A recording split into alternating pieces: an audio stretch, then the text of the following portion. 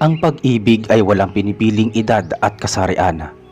Ito ay kusang dumadating sa ating buhay na may kaakibat na saya at kabiguan. Isang mapagpalang araw sa inyo at sa mga nakikinig. Avid listener niyo po ang aking pamilya at talagang walang pinapalampas na kwento. Kaya sumubok po ako magpadala ng aking sariling kwento. Ako po si Josephine at gusto ko po sanang magbahagi sa inyo ng aking personal na karanasan noong naaksidente ako at kinailangan ko mag-leave sa trabaho, at habang nagpapahinga ako sa aming bahay ay may nakilala akong lalaki na lumitaw sa may kabilang highway noong bumuhos ang malakas na ulan, at siya ang nagligtas sa akin sa magnanakaw na namasok sa loob ng aming bahay. Hindi ko sukat akalaing darating ang panahon na magmamahal akong muli sa isang hindi inaasahang pagkakataon na nilalang ng kadiliman. Masasabi kong naniniwala ako sa mga aswang, maligno, laman lupa, engkanto, tiyanak at iba pang mga nilalang na hindi mapaliwanag ng sensya. Dahil noong bata pa lang ako ay lumaki na ako sa probinsya. Doon kami nagmula ng aking mga magulang kasama ang aking mga lolo at lola. Nagsumikap ang mga magulang ko na umasenso at gumanda ang buhay. Kaya naman, noong medyo nakakaluwag na sila sa buhay, ay naisipan nilang magtungo sa syudad. Kasama kaming mga anak para doon maipagpatuloy ang pamumuhay. Kahit naman nagtatrabaho na ako sa syudad, ay hindi pa rin nakakalimutan ang magagandang kaugalian na itinuro sa akin ng mga lolo at lola ko. Gayon din ang mga kwentong kababalaghan sa aming probinsya. Taong 2000, naaksidente ako. Nahulog ako sa hagdan ng bahay ng aking katrabaho sa mismong kaarawan nito. Kaagad na kumuha ng ambulansya ang katrabaho ko at siya mismo ang gumastos sa pampahospital ko. May kaya naman kasi siya sa buhay at bukod sa opisina ay marami pa siyang mga part-time job. Nabanggit ng doktor na nabalian ako ng buto at kinakailangan kong magpahinga ng matagal na panahon bago bumalik sa aking trabaho. Pinagbawalan din ako sa pagpupwersa ng aking tuhod at paa. Halos inabot ako ng 1 buwan bago ako nakarecover. Nakakainip na ang leave ko, kaso wala akong magawa kung hindi sundin ang utos ng doktora. Naisip ko kung gaano na kadami ang mga reports na kailangan kong magawa at tapusin. Siguradong hindi kakayanin ng mga katrabaho ko na mag-overtime para lang magawa ang mga naiwan kong trabaho sa opisina. Pinayuhan ako ng mga magulang ko na kinakailangan ko pa ng 1 linggo para tuluyang makapagpahinga at makalakad ng maayos. Hindi ko na yata makakayanan ang 1 pang linggo. Pakiramdam ko ay magkakasakit ako kapag hindi ako nakapagtrabaho. Sa paglalakad ay naiinip na din ako at gusto ko na makalakad ng mabilis. Ilang taon na din ang lumipas noong namatay ang napangasawa kong long-time boyfriend dahil bumangga ang minamaneho niyang kotse sa isang rumaragasang sasakyan. Malaki ang kanyang naging pinsala sa ulo. Nagkaroon siya ng blood clot hanggang sa naging sanhi ng kanyang kamatayan. Nasa 23 ako noong mawalan ako ng asawa at talagang sobra akong nagulat sa mga nangyari. Hindi kami nabiyayaan ng anak at masasabi ko na mabuti na rin iyon dahil kawawa ang aming magiging anak. Maagang mawawala ng ama. Matagal akong nagluksa noon at hindi ako nagmahal muli. Hindi ko sinubukang magkaroon ng nobyo pero pumapayag ako makipag-date para lang makipagkaibigan at makipagkilala. Umabot na ako sa edad na 29, subalit hindi ako tumatanggap ng mga manliligaw. Masaya akong nakakakilala at nakikipag-usap sa mga lalaki para lang malibang ako, kaso hindi ko kayang magbigay ng pagmamahal dahil hindi pa ako handang magmahal at maghanap ng ibang lalaki na pupuno sa malungkot kong puso. Posibleng may darating na lalaki na para sa akin sa takdang panahon. Kasama ko sa aming bahay ang mga magulang ko dahil may sarili na din buhay at pamilya ang mga kapatid ko. Bunso ako sa aming magkakapatid, kaya kasama ko ang aking mga magulang at sila ang nagsisilbing lakas ko, kaya nakarecover ako sa pagkamatay ng aking asawa. Noong una ay nahirapan ako sa paggamit ng saklay, pero dumating sa punto na nakayanan ko na rin na maglakad. Subalit hindi ko mapersa ang sarili ko dahil medyo kumikirot ang aking mga tuhod at paa. Isang ordinaryong araw ng Sabado, inip na ako sa loob ng aming bahay. Lumabas ang mga magulang ko para maggrocery at ako lamang ang naiwan. Kakatapos ko noong manood ng mga programa sa telebisyon. Gusto ko na talagang bumalik sa trabaho. Ako kasi ang taong hindi sanay na walang ginagawa at gusto ko parating nagtatrabaho. Hindi ako mahilig magpahinga sa oras ng trabaho at magpatulog-tulog. Masipag ako at gusto ko nakakatapos ako kaagad ng mga gawain. May mga pagkakataong tumatawag pa rin sa aming telepono ang mga lalaki ko nakikidate na inaalok akong lumabas para makipag-date at maligawan ako. Subalit wala akong gana, lalo pa at naaksidente ako. Minabuti ko pang prangkahin sila na wala silang maaasahan sa akin at mas makakabuti kung magiging magkaibigan na lang kami. At ayoko nang palalimin ang aming pagkakakilala. Sa puntong yon ay doon pa lang sila tumigil sa pagtawag. Pakiramdam ko ay nagiging malupit ako sa kanila, pero ayoko silang paasahin sa wala. Total talaga namang wala akong nararamdaman, kaya bago pa sila mahulog ng tuluyan ay matapos na ang aming komunikasyon. Tinamad na akong manood ng telebisyon. Hindi pa rin naman ako nagugutom at hindi rin makagawa ng mga gawaing bahay. Nag-isip ako na mapaglilibangan noong mga oras na iyon. Maya-maya ay dumako ako sa may bintana at balak kong tumingin kung ano ang kaganapan sa labas ng bahay. Baka sakaling magkaroon ng diversyon ng isip ko. Hinawi ko ang kurtina at dumungaw ako sa bintana. May napansin akong isang binata na sa tansya ko ay nasa 20 mahigit ang edad. Medyo may kabataan sa akin kung titignan. Mistiso at matipuno ang pangangatawan. Nakasuot siya ng puting t-shirt at maong nakupas. Basang-basa siya sa ulan. Naawa ako sa kalagayan niya dahil kita ko na nanginginig siya sa sobrang lamig habang patuloy ang malakas na buhos ng ulan. Naisip ko na gusto niyang tumawid sa kalsada, subalit hindi niya magawa dahil marami sasakyan ang lumilitaw at mabibilis na umaandar. Hindi ko alam kung bakit bigla akong nag-alala sa kanya. May bahagi ng utak ko ang gustong lumabas ng bahay kahit pakiramdam ko ay delikado dahil madulas at maulan sa labas ng bahay. Nakipagsapalaran ako. Tumayo ako at sinikap kong maglakad kahit hindi pa ako ganoon kalakas. Hinanap ko ang malaking payong na sisidlan at nagumpisa akong lumabas ng bahay.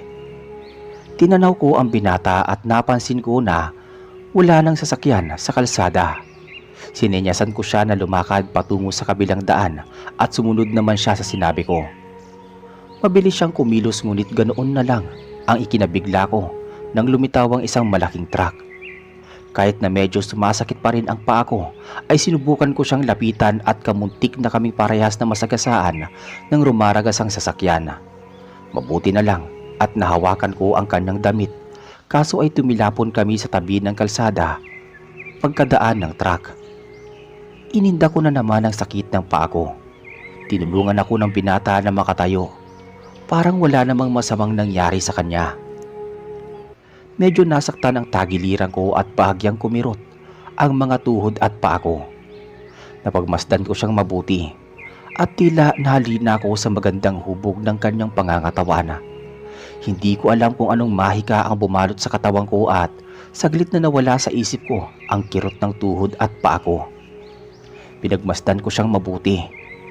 Nakaumbok ang malaki niyang mga muscle at mukhang sanay siya sa pagbubuhat ng mabibigat na bagay. Marahil nag-iihersisyo siya, kaya napapanatili ang malaki at magandang katawang lalaki na pinapangarap ng mga kababaihan. Mapula din ang kanyang labi, Hindi ko malaman pero natutukso ako sa taglay niyang kagwapuhan. Naramdaman ko kung gaano kalamig ang kanyang mga kamay. Tinanong ko siya kung saan siya pupunta at kung bakit napakatagal niya bago tumawid sa kalsada. Nagpakilala naman siya bilang Adam bago sinabi sa akin ang totoo. Aniya, inutusan siya ng kanyang ina na magtungo sa bahay ng tiyahin at may pinapakuhang mahalagang bagay. Noong pauwi na siya ay bumuhos naman ang malakas na ulan at natigilan siya sa tabi ng kalsada dahil sunod-sunod ang pagdating ng mga sasakyan. Nakipagkilala ako sa kanya at nabanggit ko sa kanya na naaksidente ako noong mahulog ako sa hagdan ng bahay ng katrabaho ko. Kaya napatigil ako sa pagtatrabaho at pinili kong mag-leave. Suwestyon niya na huwag ko daw pwersahin ang mga paa ko at baka daw lalo akong mabalian. Napangiti ako at may kung anong kilig ang bumalot sa puso ko. Nagpasalamat ako sa kanya at nakita ko na lumabas ang malalalim na biloy sa tigkabilaan ng pisngi. Nag-init ang mukha ko sa sobrang hiya. Hindi nagtagal, inanyayahan ko siya na pumasok sa aming bahay. Noong una ay nag-alangan siya pero talagang nanginginig na ang kanyang katawan at hindi ko na napigilang pilitin siyang makapasok sa bahay namin para matuyo ang katawan niya. Pumayag siya at pagkatapos namin makapasok sa loob ay kumuha ako ng malaking tawel at ipinagamit sa kanya para naman matuyo ang kanyang katawan at buhok. Nagpasalamat siya sa akin at nagkwentuhan kami ng ilang saglit bago siya nagpaalam at nagmamadaling lumabas sa aming bahay. Alukin ko sana siyang uminom ng mainit na tsokolate, ngunit tumanggi siya. Nagpasalamat siya sa pagmamagandang loob ko sa kanya bago tuluyang umalis. Tinanaw ko siya sa labas ng bahay at napansin ko na may kalayuan na ang kanyang bahay at mabuti na lamang at noong makalabas siya ay tumila na ang ulan. Nakaramdam ako ng kaunting lumbay dahil nag-iisa na naman ako sa loob ng aming bahay.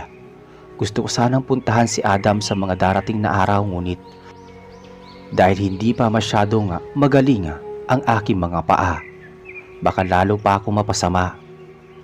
Iginugol ko lamang ang oras ko noon sa paglalaro sa luma naming personal computer habang nagpapatay ng oras sa paghihintay sa aking mga magulang.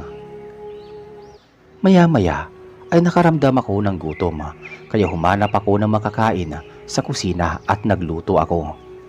Merong papansitin kaya nagluto ako at naglagay ng pansahog na gulay at kaunting karne bago ako nagsulong kumain sa may lamesa. Kahit medyo kumikirot pa din ang tuhod ko at paa, ay nagawa ko iyong tiisin para makapaglakad ako kahit paika-ika ang aking paghakbang.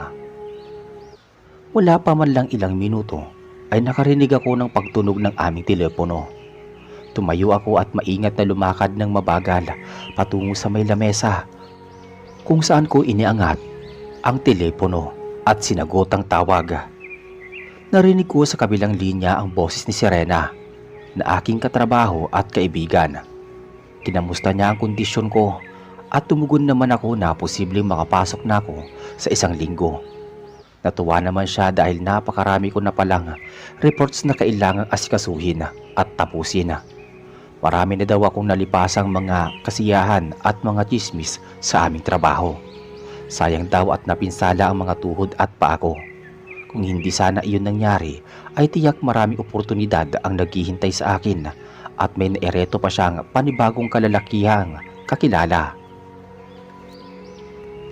Idinagdag pa niya na talagang kinakailangan ko na makapasok dahil may pinopormahan na daw ang bago naming katrabahong lalaki. Balak daw sana niya itong ipakilala sa akin kaso hindi makapaghintay at nanligaw na sa iba. Kapag nakita daw ako nito tiyak magbabago ang kanyang isip at sa akin mismo magkakagusto. Hindi naman ako nabahala dahil hindi naman ako seryoso sa mga ganoong usapan. Napipilitan lang naman ako makipag-date sa mga inirereto sa akin dahil sa udyok ng mga katrabaho kong babae. Madalas kasi na nagkakagusto sa akin ang mga nirereto nila kaso wala talaga akong nararamdaman para sa kanila. Pinagbigyan ko na lamang ang mga katrabaho ko kahit hindi ako interesado sa mga lalaki. Marahil iwala pa sa kanila ang lalaking magpapatibok sa puso ko. Matagal kami nag-usap sa telepono ni Serena hanggang sa inabutan na ako ng aking mga magulang. Nangamusta sila sa nangyari sa akin sa buong maghapon at nabanggit ko sa kanila ang tungkol sa bago kong kakilala na si Adam na mukhang ilang bloke lamang ang layo ng bahay sa amin. Umandar na naman ang pagiging OA ng nanay ko noong malaman niya na kamuntik na naman akong maaksidente. Hinayaan ko na lamang siyang magtaas ng boses at mangaral ng isang buong sermon sa akin. Sanay naman ako sa kanyang ugali at kahit ang tatay ko ay suko din sa katalasan ng kanyang bibig. Pero sa kabila nun ay pinayuhan niya akong pabisitahin sa aming bahay si Adam para makilatis nila ng tatay ko. Baka daw kasi matino itong lalaki at babagay sa akin. Wala naman daw masama kung magmahal akong muli. Bata pa daw ako at di pa huli ang lahat para magkaroon ako ng bagong asawa at magkaanak. Napatigil ko lamang siya sa pagsasalita nung nabanggit ko ang mga sinabi ni Serena ukol sa pagpasok ko sa susunod na linggo. Tinanong ako ng tatay ko kung handa na akong pumasok at kung makukondisyon ko na ang paa ko kapag nag-umpisa na akong bumalik sa trabaho.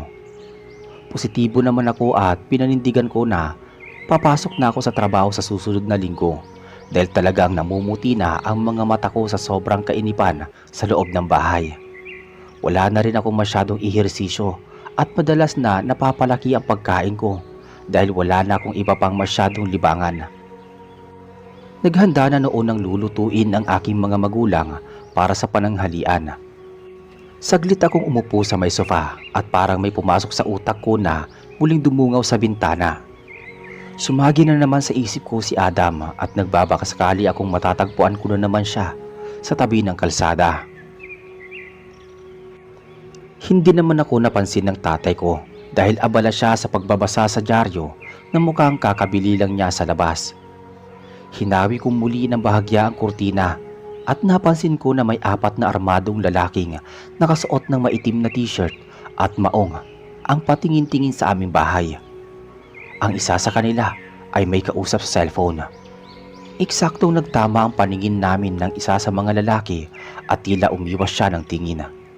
Naalarma at inakit niya ang kanyang mga kasamahan na magtungo sa kabilang daan. Naglakad-lakad sila hanggang sa makalayo sa aming bahay. Ayoko sana silang pag-isipan ng masama, ngunit nagtataka ako kung bakit ganoon na lang ang takot sa mga mata ng lalaki noong makita niya akong nakatingin sa kanilang dalawa. Posibleng mga magnanakaw sila at naghahanap sila ng pupuntiryahing pagnakawang bahay. Hindi ako nagtangkang tumawag sa mga pulis. Naisip ko na mas makakabuti na magmatsyag ako pagsapit ng gabi upang makatiyak kung papasukin at pagnanakawan ng aming bahay. Hindi ko pinaalam iyon sa aking mga magulang, bagkus ay buong maghapon akong pasulyap-sulyap sa aming bintana. Dumating ang gabi at nagsimulang magpahinga ang aking mga magulang sa kanilang kwarto. Pumasok na din ako noon sa loob ng aking silid tulugan. Naisip ko na mukha namang tahimik at buong maghapon ay wala naman akong napansin o naramdamang kakaiba, kaya marahil ay masyado lamang akong nag-iisip at pati ang 4 na lalaki ay hinuhusgahan ko ang pagkatao na wala naman akong sapat na ebidensya na magnanakaw nga silang lahat. Humiga na ako noon nang makarinig ako ng tila may nabasag na bagay sa may labas. Naalerto ako at naisip ko na baka may nangyayaring masama sa aking mga magulang. Hinanap ko ang matalas na cutter sa silong ng lamesa ko at pagkatapos dumiretso na akong lumabas ng silida. Inabutan ko na patay lahat ng ilaw sa buong kabahayan. Nangapa ako sa dilim at dinig na dinig ko ang malakas na pagbuhos ng ulan sa labas ng bahay, kasabay ang dagundong ng kulog at kidlat. Kumapaka pa ako hanggang sa mabuksan ko ang switch ng ilaw. Nagliwanag ang pasilyo patungo sa sala. Ibinaling ko ang tingin sa gawing kanang bahagi nang makita ko na nakabukas ang pinto ng mga magulang ko. Pumasok ako sa loob at inabutan ko na sobrang mahimbing silang natutulog. Pero muli kong naalarma nung makarinig na naman ako ng mga kaluskos na buhat sa may sala. Inalog-alog ko ang aking mga magulang at sinubukan ko silang gisingin, subalit laking gulat ko na patuloy lamang silang humihilik na para bang nakainom ng sleeping pills. Kaya kahit medyo kinakabahan ako ay lumabas ako ng kwarto at hinanap kung sino man ang nanloob sa aming bahay. Pagkabungad ko sa may sala ay inabutan ko ang 4 na kalalakihang nililimas ang mga alahas at maliliit na kahon. Ang isa sa kanila ay papalabas ng pinto. Binulyawan ko sila at nakatawag iyon ng pansin. Tinutukan ako ng baril ng isa sa mga lalaking may takip ang muka at nakasuot ng maitim na bonet. Nagimbal ako at halos manigas ang aking kinatatayuan. Sinenyasan ng lalaki na may hawak na baril ang kasama niyang lalaki na may hawak namang kutsilyo. Lumapit siya sa akin at habang bitbit ang kutsilyo, walang ano-ano ay bigla kaming nakarinig ng malakas na sigaw na nagmumula sa isa pang magnanakaw. At kasabay nun ay biglang nawala ng kuryente. May kaunting liwanag lamang na nagmumula sa kabilugan ng buwan. Kamuntik na akong mahawakan ng magnanakaw. Mabuti na lang at naging mabilis ako at nahiwa ko siya sa may kamay gamit ang cutter. Sinikmuraan niya ako. Napangiwi ako sa sakit pero nagawa ko siyang masipa, ngunit natigil kami nang biglang may lumitaw na isang figura sa may pinto. Inaninag ko ang itsura ng nilalang at ganoon na lang ang ikinasindak naming lahat. Nagbabaga ang kanyang namumulang mga mata, punong-puno ng dugo ang kanyang bibig, gayon din ang matutulis na kuko sa may kamay. Mabalahibo ang buong katawan at matipuno ang hubad na katawan. Tinutukan siya ng baril ng lalaki, ngunit mabilis itong nakalmot sa muka ng lalaking napagtanto kong isa palang aswang. Kinagat siya nito at pagkatapos ay hinila palabas ng bahay. Inapakan ko sa paa ang katunggali kong magnanakaw at mabilis akong lumabas ng bahay upang alamin ang nangyari. Sa isang sulok natagpuan ko ang aswang na may kinakain at pinagluluray-luray sa kadiliman. Saglit na nagkaroon ng kaunting silag ng liwanag at tumama iyon sa kanyang direksyon. Ganoon na lang ang ikinamilog ng aking mata nang matagpuan ko ang mga bangkay ng 2 magnanakaw. Naliligo sa dugo habang nilalantakan ng aswang ang kanilang puso at atay. Muling humarap sa akin ang aswang at nagpakilala siya bilang si Adam. Nagtapat siya at sinabing nagtungo siya sa aming bahay noong marinig niyang may gustong magnakaw. Inamin niya sa akin na nabibilang siya sa angkan ng malalakas na gabunan, pero hindi siya masama tulad ng iniisip ko, at kaya lamang siya nagbagong anyo bilang gabunan ay para mailigtas ako sa mga magnanakaw. Nagpasalamat naman ako sa ginawa niyang pagtulong sa akin. Nabanggit niya na siya na ang bahalang kumuha ng mga bangkay ng magnanakaw upang hindi ako mapaghinalaang pumatay sa kanila. Basta isuplong ko na lamang ang natitirang buhay na magnanakaw dahil nakatitiyak siyang pagdidiinan nito na nakakita ito ng mga aswang. Pumayag naman ako sa sinabi sa akin ni Adam. Alam ko na isa iyong epektibong paraan upang mailigtas ko siya sa kung sino pang mga ibang tao nga makakita sa kanya at mapoprotektahan ko rin ang sarili ko sa posibleng maging resulta ng pangyayari. Hindi ako makapagsalita noong mapansin ko na tumayo si Adam at tumanda siya palabas sa aming bahay. Hinila niya palabas ng bahay ang 2 bangkay at pagkatapos ay sumulyap sa akin. Nagpasalamat ako at tinugon naman niya iyon. Marami pa akong gustong sabihin sa kanya ngunit bigla na lang siyang naglahong parang bula hanggang sa hindi ko na siya natanaw. Parang may bahagi sa puso ko ang biglang nasaktan ngunit hindi ko na iyon binigyan ng pansin. Inabutan naman ako ng 2 pang magnanakaw na nakatanaw sa kalangitan. Akmanan silang tatakas noon nang lumikha ako ng ingay at kasabay noon ay tumila ang malakas na ulan at nagkaroon na din ng kuryente sa bawat kabahayan. Nagising ang ilan naming mga kapitbahay at mabilis silang rumisponde. kung kaya't hindi nakatakas ang dalawa pang natitirang magnanakaw. Wala na silang panahon para makatakas. Tumawag ako sa telepono at inaresto ng mga pulis ang magnanakaw. Nagising na din ang aking mga magulang at mukhang na biktima sila ng mga magnanakaw. Napakalalim ng kanilang mga tulog at sa palagay nila ay pinaamoy sila ng pampatulog ng mga magnanakaw kaya mahimbing silang nakatulog.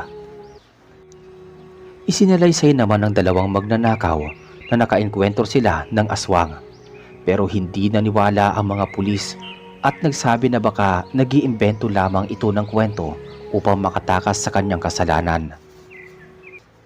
Napansin ng mga magulang ko ang sariwang dugo sa tagiliran ng lagayan ng mga halaman. Umisip ako ng kwento at nabanggit ko na nasaksak ko ang dalawa sa mga magnanakaw, subalit mabilis na nakatakas at hindi ko naabutan. Pero nakatitiyak ako na hindi sila magtatagal dahil sa natamo nilang malalim na sugat sa katawan. Dinala sa presinto ang dalawang magnanakaw pagkatapos kong makapagbigay ng statement sa mga pulis. Kinabukasan dumungaw muli ako sa bintana at hindi ko pa nakita ang presensya ni Adam. Bagamat isa siyang gabunan ay hindi ako natakot dahil malaking tulong ang nagawa niya para mailigtas ang buhay ko. At habang buhay kong tatanawin yon bilang utang na loob. Lumipas ang 1 linggo at nakabalik na ako sa trabaho. Tinapos ko ang mga tambak kong gawain at namiss ko rin ang aking mga katrabaho. Matagal kami nagkwentuhan, lumabas at gumala noong araw ng aming mga day off. At pilit kong kinalimutan kahit saglit lang ang alaala ko kay Adam.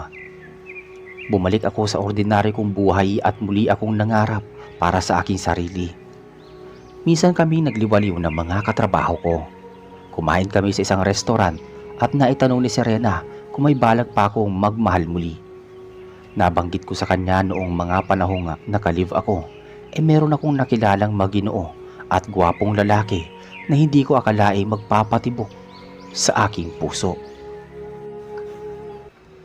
Biglang nabuhayan ang mga kaibigan ko at kung ano-anong pinagtatanong sa akin. Kita ko na puno sila ng kuryosidad pero hindi ko ipinagtapat sa kanila na gabunan si Adam. Nagsalita si Serena at sinabing gumawa ako ng paraan upang magkita ulit kami ni Adam at baka daw ito ang lalaking nakatadhana sa akin. Huwag ko na daw sayangin ang mga pagkakataon dahil sa ikalawang pagkakataon ay umibig ako at mukhang nakamove on ako sa pagkamatay ng aking asawa. Napaisip ako dahil hindi ko alam kung saan ko matatagpuan si Adam kahit gusto ko pa siyang hanapin. Akala ko malakas ako at mawawala sa mga alaala ko si Adam.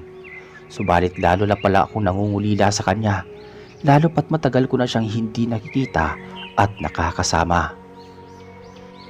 May mga gabi na nagdarasal ako at humihingi ng kahilingan sa Diyos na sana magkita kami muli ni Adam at sana hindi pa huli ang lahat para sa aming dalawa.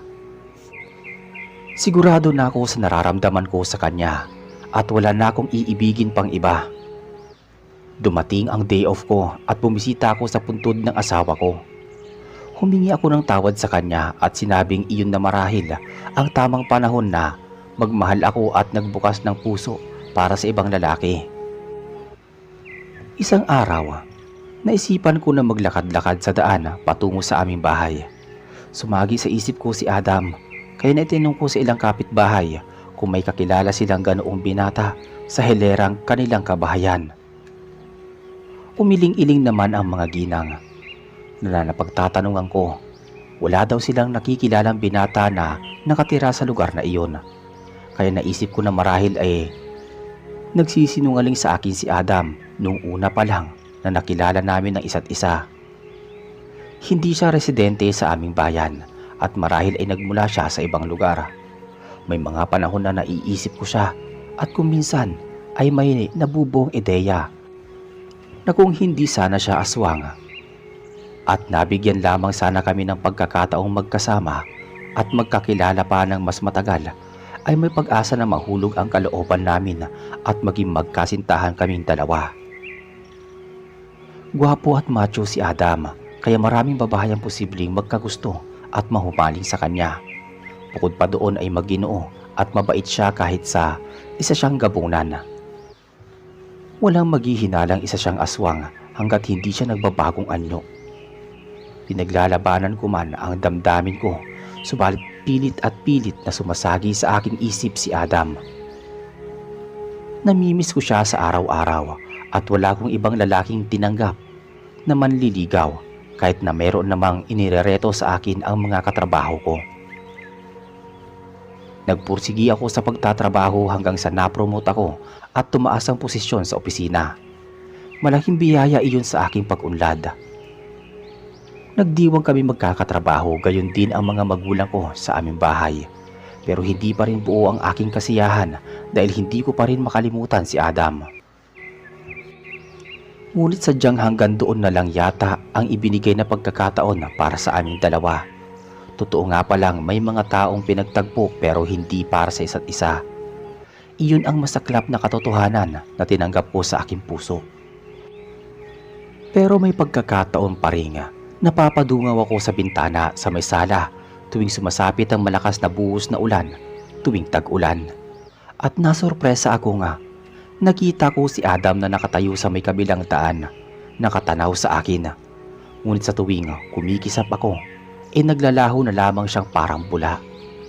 At tila isang guni-guni lang ang lahat.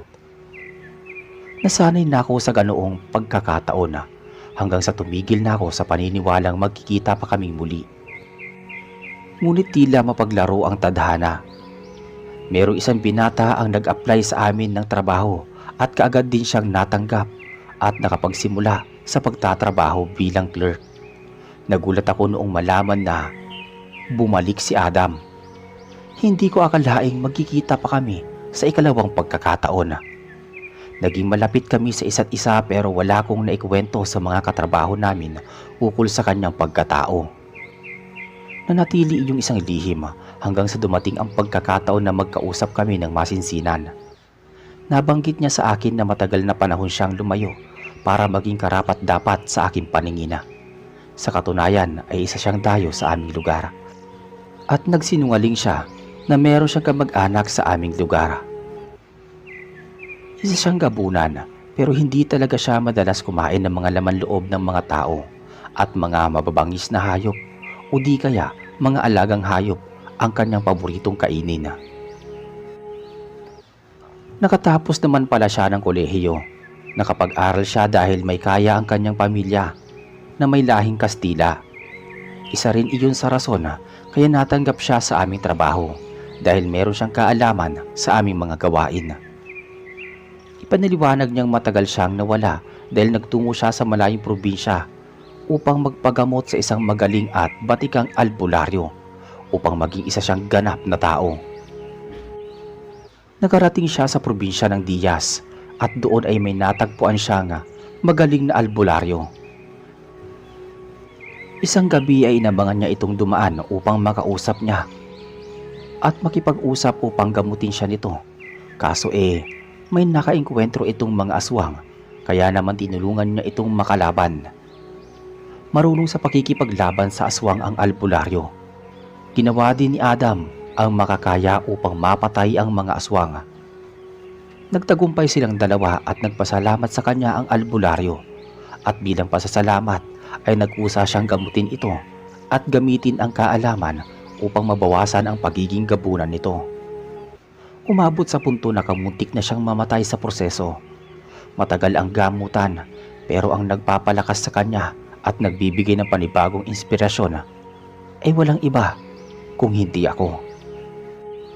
Ako daw ang nagpatibok sa kanyang puso kaya kahit kamatayan ay sinuong niya para lang maging ganap na ordinaryong tao. Nasurpresa ako nang malaman na meron pala siyang pagtingin sa akin. Ipinagtapat ko sa kanya na matagal ko na din siyang hinihintay dahil napamahal na din siya sa akin. Masaya ako na parehas pala kami ng nararamdaman. Niligawan niya ako at humarap siya sa aking mga magulang. Nakisama siya pati sa mga kamag-anak ko. Pinatunayan niya ang kanyang sarili at naging magkatuwang kami sa mga trabaho sa opisina. botong-boto din kay Adam ang mga kaibigan ko. At alam nila na ito na marahil ang sagot sa mga panalangin ko sa Diyos. Masaya sila para sa amin at question pa nila na madaliin ko na ang pagsagot dito dahil medyo matagal-tagal na rin siyang nanliligaw sa akin. Huwag ko na daw itong paghintayin at baka makahanap pa ito ng iba. Nakita nila na mabait at totoo ang pagmamahal niya sa akin, kaya parati nila akong kinukulit na maging magkasintahan na daw kami at hindi nagtagal, naging magkasintahan nga kaming dalawa. Tuluyan na siyang naging tao at nakapamuhay ng normal. Wala nang makapagtangkang makipag-date o maligaw sa akin. Sapat na si Adam sa buhay at pag-ibig ko. Hinding-hindi ko nabanggit sa aking magulang ang tungkol sa tunay na katauhan ni Adam. Hindi na mahalaga kung ano nga nakaraan niya. Isinama ko siya sa simbahan at natutunan niyang manalig sa Diyos. Hindi nagtagal at napuspos kami ng biyaya matapos naming makapagpakasala hanggang sa nagkaroon ako ng mga anak. Naging malaki ang paghanga ko sa kanya at sa dinami-dami pa ng nagustuhan kong lalaki yung pang dating aswang. Pero hindi ko pinagsisisihan na napangasawa ko siya dahil talagang malaki ang naidulot niya sa buhay ko. Sa tuwing umuulan, muling nagbabalik ang mga alaala ko kung papaano kami nagkakilala at nabuo ang aming pagmamahalan.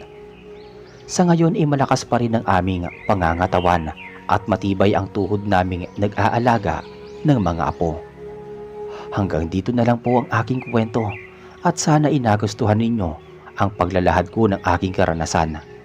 Hangad ko po na nagsilbing inspirasyon, lalo na sa mga gustong magmahal muli at makatagpo ng taong magmamahal sa kanila ng totoo. May mga nilalang na nag-ari-harian at umaastang malakas upang makapang-abuso at magmaliit sa mga tao. Pero hindi nila lubos na naisip na ang kanilang pagiging mapagmataas at arogante ang magdadala sa kanila sa kamatayan. Magandang araw po sa inyo at sa mga nakikinig. Ako po si Elmer at ang kwento ko pong ibabahagi sa inyo ay karanasan naming magkakaanak. Noong magbakasyon kami sa baryo ng aking biyanan at malaman namin ang kanyang matagal ng lihim. Taong 1997, nanirahan ng aking biyanang si Nanay Shoneng sa baryo ng San Gabriel kasama ang bunsong kapatid ng asawa ko na si Mercy. Matagal nang biyuda ang aking biyanan pero hindi na siya nagtangkang mag-asawa pa ulit. Minabuti na lamang niyang bumalik sa baryo na kanyang sinilangan kasama ang bunsong anak. May kanya-kanya kasing mga buhay ang kanyang mga anak kasama ang asawa kong si Mildred. Hindi na nakapag-asawa si Mercy at kasama na lamang siya ng biyanang ko. Mayroon siyang dugan at masasabi ko na may kaya ang kanilang pamilya. Ang asawa kong si Mildred ang madalas na napapagalitan ni Nanay Shoneng sa kanyang mga anak. Dahil may taglay itong katamaran, mabuti na lang noong makabuo kami ng pamilya ay medyo nagbago na ang kanyang ugali. Mabait sa akin ang biyanang ko. Bago ko pa mapangasawa si Mildred, ay pinatunayan ko sa kanya na kahit hindi ganoon kalaki ang sinesweldo ko sa trabaho, ay kaya ko siyang buhayin at kaya kong bumuo ng pamilya. Ginawa ko ang lahat para mabigyan ng maayos na pamumuhay ang aking mag-iina. Kaya naman, boto sa akin ang aking biyanan. Isang araw ay nakatanggap kami ng telegrama buhat sa aking biyanan at sinasaad sa liham na niyayaya kaming magbakasyon sa baryo ni Nanay Shoneng. Namimiss na daw niya kami. Pati ang anak daw namin ni Mildred na si Mona. Ang kaisa-isa naming anak. Ang anak namin ay nag-aaral sa ikalawang baitang sa elementarya at sabik din siyang makita ang kanyang abuela dahil matagal niya na itong hindi nakikita. Hinintay namin mag-asawa na sumapit ang bakasyon para makarating kami sa baryo. Nagpaalam ako sa aking amo na magbabakasyon na ako ng ilang araw kasama ang aking pamilya. Nagtatrabaho kasi ako sa isang malaking taniman ng mga kalamansi at bawang. Nang malaman ng amo ko na sa Barrio San Gabriel, doon kami magbabakasyon mag-anak, ay pinabaunan niya ako ng botilya na may kinatas na kalamansi at dinikdik na bawang. Baunin ko daw iyon bilang proteksyon dahil sa pagkakaalam niya ay maraming naninirahang mga aswang sa lugar na yon. Isabi ko lang daw laman ng botilya sa balat ng mga aswang at siguradong masusunog ang kanilang mga balat. May allergic reaction daw sa balat ang mga aswang kapag ito ang ginamit. Bukod sa pangontra sa aswang, ay ibinigay din ng amo ko ang kalahati ng aking sweldo para daw may pamasahe kaming mag-anak at maibili ng pasalubong. Matagal naman na akong nagtatrabaho sa taniman ng kalamansi at bawang. Malapit ang loob ko sa aming amo at tiwala siya sa sipag at pagtsatsaga ko sa pagtatrabaho. Kaya naman maayos siyang magpasweldo. Matapos kong magpasalamat, nagpaalam na ako at umuwi muna ako sa aming bahay. Inilagay ko sa aking bulsa ang botilya. Inabutan ko na nag-iimpake na ng mga gamit ang aking mag-ina dahil hindi muna ipinaalam sa kanilang dalawa ang mga sinabi ng amo ko at baka matakot sila at hindi na tumuloy sa baryo. Ayoko namang masira ang aming pagbabakasyon, saka naisip ko na meron namang kaming proteksyon kaya siguradong ligtas kami sa baryo. Maaga kaming nagpahinga noong gabi dahil kinakailangan naming gumising ng maaga at bumiyahe bago magbukang liwayway. Ganoon nga ang nangyari. Sa kinabukasan, bago sumikat ang araw, ay umarkila kaming mag-anak ng tricycle at bumiyahe kami sa malayong terminal ng bus. Mahigit 1 oras bago kami nakarating sa terminal. Halos inabot kami ng pagsikat ng araw. Mabilis namang napuno ang bus. Kaya lang, medyo malayo talaga ang baryo. Gumugol kami ng 4 na oras sa bus bago kami nakarating at bumaba sa isang malaking karatula sa bungad ng Barrio San Gabriel. Liblib ang baryo, maraming punong kahoy, madamo at karamihan sa mga kabahayan ay mga bahay kubo. Hindi pa masyadong mga simentado ang mga daan kaya mayroong mga lubak at mababatong mga daanan. Madalang ang mga tricycle at karamihan ay jeep ang mga bumabiyahe. Naglakad-lakad kami mag-anak at napansin naming tumigil na sa mga gawain ang mga tao sa daan. Itinutok nila sa amin ang aming mga atensyon. Tahimik lamang silang nakamasid sa amin kaya naisip ko nga magtanong kung saan nakatira si Nanay Shoneng. Binigyan lamang kasi kami ng panuto ng biyanang ko kung papaano makarating sa baryo. Pero hindi naman niya iniilarawan sa liham ang eksaktong kinalalagyan ng bahay niya sa baryo. Maya-maya ay may tinanong akong ale. Natitig na titig sa aking anak. Hindi siya tumugon at ngumisi siya sa aking anak. Pagkatapos ay inilabas ang kanyang dila na tila natatakam sa presensya ng aking anak. Kaya hinawakan ko mabuti si Mona at bahagyang inilayo sa ale. Masama pa ang kutob ko dito. Hindi nagtagal ay may babaeng sumigaw. Lumingon kaming lahat. Napangiti kaming mag-asawa pagkakita namin kay Mercy. Medyo malaki na rin ang pinagbago niya. Dalagang-dalaga na siya at matangkad. Sinalubong at yumakap siya sa aming mag-anak. Medyo nakahinga ko ng maluwag dahil dumating ang kapatid ng aking asawa. Sa mga sandaling yon ay nagsipagbalikan ang mga residente sa kanilang mga gawain na para bang natakot sa presensya ni Mercy. Medyo nagtaka ako sa mga inasal ng mga tao. Lumakas ang hinala ko na mga aswang ang mga residente. Naglakad-lakad kami at hindi naman malayo ang aming pinuntahan hanggang sa makarating kami sa bakuran ng isang malaking bahay na yari sa kahoy. Puno ng mga halamang ormental ang bakuran ng bahay.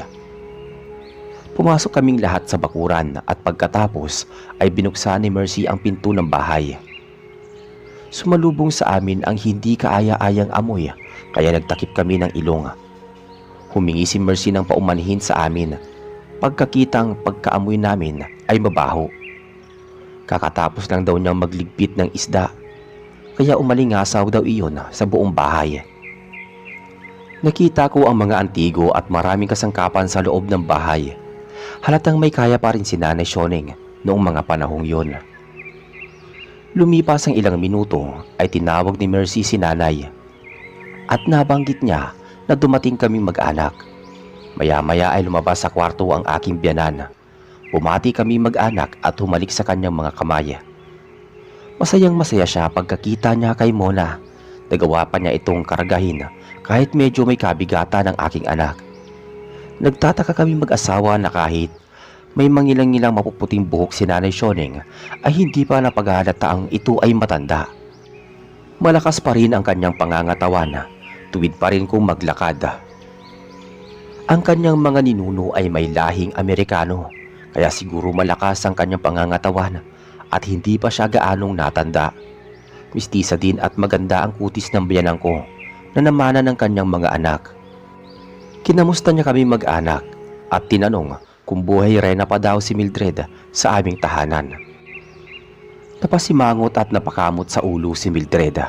Pasimple naman ako napangiti kaya mabilis niya akong kinurot sa may tagiliran. Nagsalita ako at ipinagtanggol ko ang aking asawa. Nabanggit ko sa aking biyanan na matagal na nagbago si Mildred. Nagtitinda na rin siya ng mga kakanin tuwing umaga sa aming bayan. Masipag na din siyang gumawa ng mga gawaing bahay at katuwang ko siya sa hirap at ginhawa. Nagulat si Nanay Sioneng pero nasurpresa ako nang purihin niya si Mildred. Mabuti naman daw at nagbago na ito at nagpakain sa kanyang pamilya. Sana daw ay tuloy-tuloy ang pagiging responsable nitong ilaw ng tahanan. Napangiti ang asawa ko. Iyon ang unang pagkakataong narinig niya ang mga positibong komento ng nanay niya. Mabait naman talaga si Nanay Sioneng, kaso ay may pagkamasungit siya at talagang sobrang sipag at mitikulosa. Ayaw niya ng tamad at walang pagkukusa sa kanyang mga anak. Si Mildred lamang ay medyo tamad dahil madalas itong nagtutungo sa kanyang abuela nung hindi siya pinapagawa kahit maglinis sa bahay, kaya nadala niya hanggang sa pagkadalaga. Dumako naman ang kwentuhan kay Mona. Naikwento ko kay Nanay Sioneng na marami na itong natamong karangalan nung nasa unang baitang ito sa elementarya. May kasipagan at pagtsatsaga siya sa pag-aaral. Bukod doon, magagalang siya sa mga kanyang guro at palakaibigan sa mga mag-aaral. Kita ko ang kislap sa mga mata ng biyanan ko. Mahal na mahal niya ang kanyang apo, kaya nakiusap siya sa amin na maglaan kahit isang linggo man lang na magbakasyon sa baryo. Bagay na sinang-ayunan naman ng amo ko. At saka madalang akong mag-leave kaya mauunawaan naman niya. Nakasama ko ang aking pamilya. Hindi nagtagal iniyaya kami ng mag-ina na maghapunan dahil alam niyang gutom na kami. Naghanda silang dalawa ni Mercy ng sinigang na isda, kaso inapakunot noo ako noong mapansin na mayroong nakabukod na pagkain si Nanay Sioneng. Mukhang nilalang baboy ang kanyang pagkain. Tinanong ko si Mercy kung bakit nakabukod ang pagkain ng aking biyanan. Tumugon si Mercy at sinabing may mga bawal daw ditong pagkain at dati-rati ay dinadapuan ng sakit, kaya kailangan nitong sumunod sa doktor sa mga dapat nitong kainin. Biniro ko pa si Mercy at sinabing bakit pinapakain niya ng karning baboy si Nanay Sioneng. Posibleng tumaas ang presyon nito. Umiling-iling si Mercy at sinabing hindi iyon karne ng baboy, kung hindi karning usa na nahuli sa gubat. Pinagmasdan kong mabuti ang karne at napansin kong hindi iyon masyadong luto at halatang may bahaging hilaw. Napapaisip ako kung anong klaseng sakit meron ang aking biyanan, pero hindi ko na lang pinansin at nagpatuloy kami mag-anak sa pagkain dahil gutom na kami. Pagkatapos namin kumain ay nagpatuloy ang kwentuhan namin mag-anak. Nagtungo kami sa may sala at medyo presko ang hangin. Hapon noon at malapit din lumubog na ang araw. Naitanong ko kay Nanay Sioneng kung mayroong mga aswang sa kanilang baryo. Napatingin siya sa akin at tanong ang ibinalik niya sa akin. Bakit daw naitanong ko ang tungkol sa mga aswang? Nagpakipit balikat na lang ako at sinabing kakaiba kung makatingin ang kanilang mga kapitbahay noong makarating kami sa kanilang lugar. Tumugon si Nanay Shoneng. Totoo daw na may aswang sa kanilang lugar. Halos kalahati daw ng populasyon doon ay mga aswang. Kakaunti lang ang ordinaryong tao tulad ni Aling Loleng na may-ari ng maliit na tindahan sa bukana ng baryo. Hindi daw magalaw ang pamilya nito dahil meron silang mga anting-anting, kaya walang aswang na makabili o makalapit sa kanila. Huwag daw kami mag-alala dahil may mga kilala siyang mga ordinaryong tao sa kanilang baryo na pwede namin makausap at makapakalagayang loob. Kahit papaano ay nakahinga kami ng maluwag. Pinagtapat ko sa aking biyanan na binigyan ako ng aking amo ng butilya ng kalamansi at bawang na pangontra sa mga aswang. Namilog ang mga mata ng biyanan ko sa hindi malamang kadahilanan, pero agad naman siyang makabawi at sinabing mabuti naman daw pala at may panlaban kami sa mga aswang. Pero hindi naman daw kami magagalaw ng mga aswang sa puder niya. Takot daw ang mga kapitbahay na aswang sa kanya, kaya hindi magagawang pagtangkaan ng masama si Mercy. Naalala ko na may katapangan si Nanay Shoneng. Naalala ko noon ay may nakaaway pa siyang lasinggero at kamuntik pa siyang bastusin. Kumuha siya ng itak at pinagbantaan ang lasinggero hanggang sa kumaripas ito ng takbo at hindi na nagpakita pa sa kanya. Napagtanto ko na kahit pala mga aswang ay hindi uubra sa kanya. Sumapit ang gabi at nagpahinga kami mag-anak sa isa pang bakanting silid tulugan. Maaliwalas naman ang kwarto at talagang nakatulog kami ng maaga dulot ng matinding pagod, kaso naalimpungatan ako noong bandang hating gabi dahil may narinig akong malalakas na huni ng aswang. Bumangon ako sa kama. Nakita kong nagising din pala si Mildred at narinig din ang huni. Pabulong kong sinabi sa kanya na malayo ang aswang dahil malakas ang huni nito. Tumayo ako at tinanong ni Mildred kung saan ako pupunta. Tumugon ako at sinabing magtutungo sa palikuran. Maingat kong binuksan ang pinto upang hindi maistorbo sa pagtulog si Mona. Bago pa ako makalabas ng silid ay biglang nawala ang huni ng aswang. Siguro ay umalis na ito at nagtungo sa malayong direksyon. Nasa may bandang likod bahay ang palikuran. Kinailangan kong lumabas ng bahay. Nakita ko pa ang maliwanag na kabilugan ng buwan sa may kalangitan. Nagmamadali kong tinahak ang palikuran at pagkatapos na makaraos sa pag-ihi ay nagmamadali akong pumasok sa loob ng bahay. Kaso inakita ko sa di kalayuan ang isang pamilyar na figura na nakayapak at duguan ang buong bestida. Nakilala ko si Nanay Shoneng. Magulo ang buhok at panaymansya ng dugo ang kanyang damit. Pumasok na ako sa loob ng bahay bago pa niya ako makita. Hindi ko malaman kung anong nangyari sa kanya, pero lumakas ang kabog ng dibdib ko. Hindi ko mawari kung tama bang paghinala ang aswang din ng aking biyanan. Bumalik ako sa kwarto at inabutan ko na mahimbing na palang natutulog ang mag-ina ko. Kaya naman pinilit ko na lang matulog. Kaso hindi ko magawang matulog ng mahimbing dahil paulit-ulit na sumasagi sa aking isipan ang nakita ko sa aking biyanan. Inabot ako ng halos mag-uumaga na nakatulog. Pero nung tumilaok ang manok ay kaagad din akong nagising at sumalo sa almusal sa hapagkainan. Tulad ng dati, inakahiwalay pa rin ang pagkain ng aking biyanan. Malaking palaisipan pa sa akin kung bakit panay karni ang kinakain niya at mukha pang hindi masyadong luto. Kung tutuusin, dapat isda ang kinakain niya. Mas masustansya ang mga laman dagat, kaya malakas ang hinala ko na posibleng nahawa ng pagkaaswang ang biyanang ko sa kanyang mga kapitbahay. Pero wala akong lakas ng loob na tanungin siya kung saan siya nanggaling sa nagdaang gabi at baka masamain pa niya at isiping pagdududahan ko siya. Lubos din na masasaktan si Mildred kapag nalaman pa niyang aswang ang kanyang ina. Patungo sa karatig bayan si Mercy. para mamalengke at balak niyang isama na muna si Mildred. Kami lang ng biyenan ko at si Mona ang naiiwan sa bahay. Matapos namin mag-almusal ay nagpaalam si Mona na lalabas ng bahay, pero binalaan ko siyang huwag lalabas ng bahay at karamihan ng mga kapitbahay namin ay mga aswang. Kaso ay kinausap siya ng biyenan ko at isinama sa tindahan ni Aling Loleng. Marami daw itong mga apo na kasing edad ni Mona na pwede niyang makalaro. Lalo akong naguguluhan. Kung aswang man ang biyenan ko, bakit nakipagkaibigan pa siya sa mga taong may anting-anting?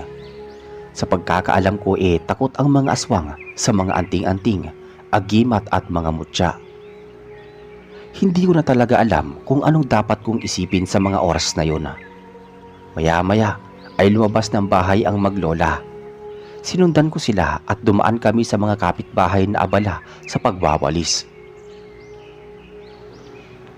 Walang pumapansin sa amin, kaya naisip ko na baka takot nga sila kay Nanay Shoneng.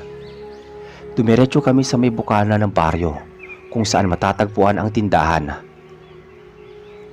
Meron ngang 2 batang babaeng naglalaro ng tagu-taguan sa may harap ng tindahan. Ipinakilala kami ng biyenan ko na mag-ama sa mga batang sina Mia at Myla na mga apo ni Aling Loleng. Nag-umpisang makipaglaro si Mona sa kanila at lumabas mula sa tindahan ng isang ginang na nagngangalang Aling Loleng. Kumari pala siya ng biyenan ko. Gulong-gulo talaga ako sa biyenan ko. Hindi man lang siya napapaso habang katabi si Aling Loleng. Maya-maya ay nagpaalam na ang biyenan ko at nagpaiwan ako sa may tindahan habang binabantayan ko ang aking anak sa pakikipaglaro sa mga bata. Nung bandang malapit ng magtanghali ay bumili ako ng merienda namin mag-ama sa tindahan. Nakakwentuhan ko si Aling Loleng. Ayon sa kanya, matagal na daw na pinamumugaran ng mga aswang ang baryo. Kaya lamang daw sila nakakatagal at ang iilang mga tao sa lugar na iyon dahil meron silang pangontra at dahil pinoprotektahan din sila ng biyenan ko. Takot daw ang mga aswang sa kanya simula noong manirahan na muli siya sa kanyang baryo. Naisip ko kung hindi man lang aswang ang aking biyenan, baka may tinatangan itong makapangyarihang mutya na kayang pumatay sa mga aswang, kaya walang makapagtangka sa kanya ng masama. Sumapit ang tanghali at kinakailangan na naming makauwi, kaya niyaya ko na si Mona. Nagpasalamat naman ako sa kanya sa mga kalaro niya, partikular na kay Aling Loleng, at naglakad na kami sa daan. Gusto namang may humarang sa aming 2 batang babae na gustong makipaglaro sa aking anak. Humingi ako ng paumanhin sa kanila at sinabing kailangan na namin makauwi ng anak ko dahil kakain na kami ng pananghalian. Subalit makukulit ang mga bata at hinawakan nila ang tigkabilaang kamay ng aking anak at pinipilit siyang makipaglaro. Medyo nasasaktan na ang anak ko at mahigpit nilang pagkakahawak at pinupwersa. Kaya naman, pinilit kong tanggalin ang kamay nila at napabagsak sila sa may damuhan. Eksaktong lumabas ng bahay ang kanilang ama. Matangkad ito at mahaba ang buhok, mukhang sanggano. Binulyawan niya ako at ibinangon ang kanyang mga anak. Humingi ako ng paumanhin dahil aksidente ang nangyari. Hindi ko sinasadyang nasaktan at mapabagsak ang mga bata, kaso hindi niya tinanggap ang mga paliwanag ko. Bagkus ay pinanlisikan niya ako ng mga mata. Meron pa siyang 2 binatang tinawag para samahan siya sa pagsugod sa akin. Halos magkawangis sila at nakita ko na namumula ang kanilang mga mata sa sobrang galit. Nakakuyom na ang kanilang mga kamao at biglang narinig ko ang tinig ng aking biyenan. Tumigil ang 3 lalaki at tumingin ng masama. Tinawag ni Nanay Shoneng na Conrado ang lalaki at sinabing isa lamang itong dayo sa baryo, kaya wag daw umastang kaya niya lahat ng mga residente doon. Bumuelta naman si Conrado at nabanggit niya sa bayanan ko na wala siyang pakialam. Ang mahalaga ay makaganti siya sa ginawa kong kasamaan sa mga anak niya. Dinuro ng biyanan ko si Conrado at binalaan na sa oras na may mangyaring masama sa aming mag-ama ay itutumba daw niya lahat ng angkan ni Conrado.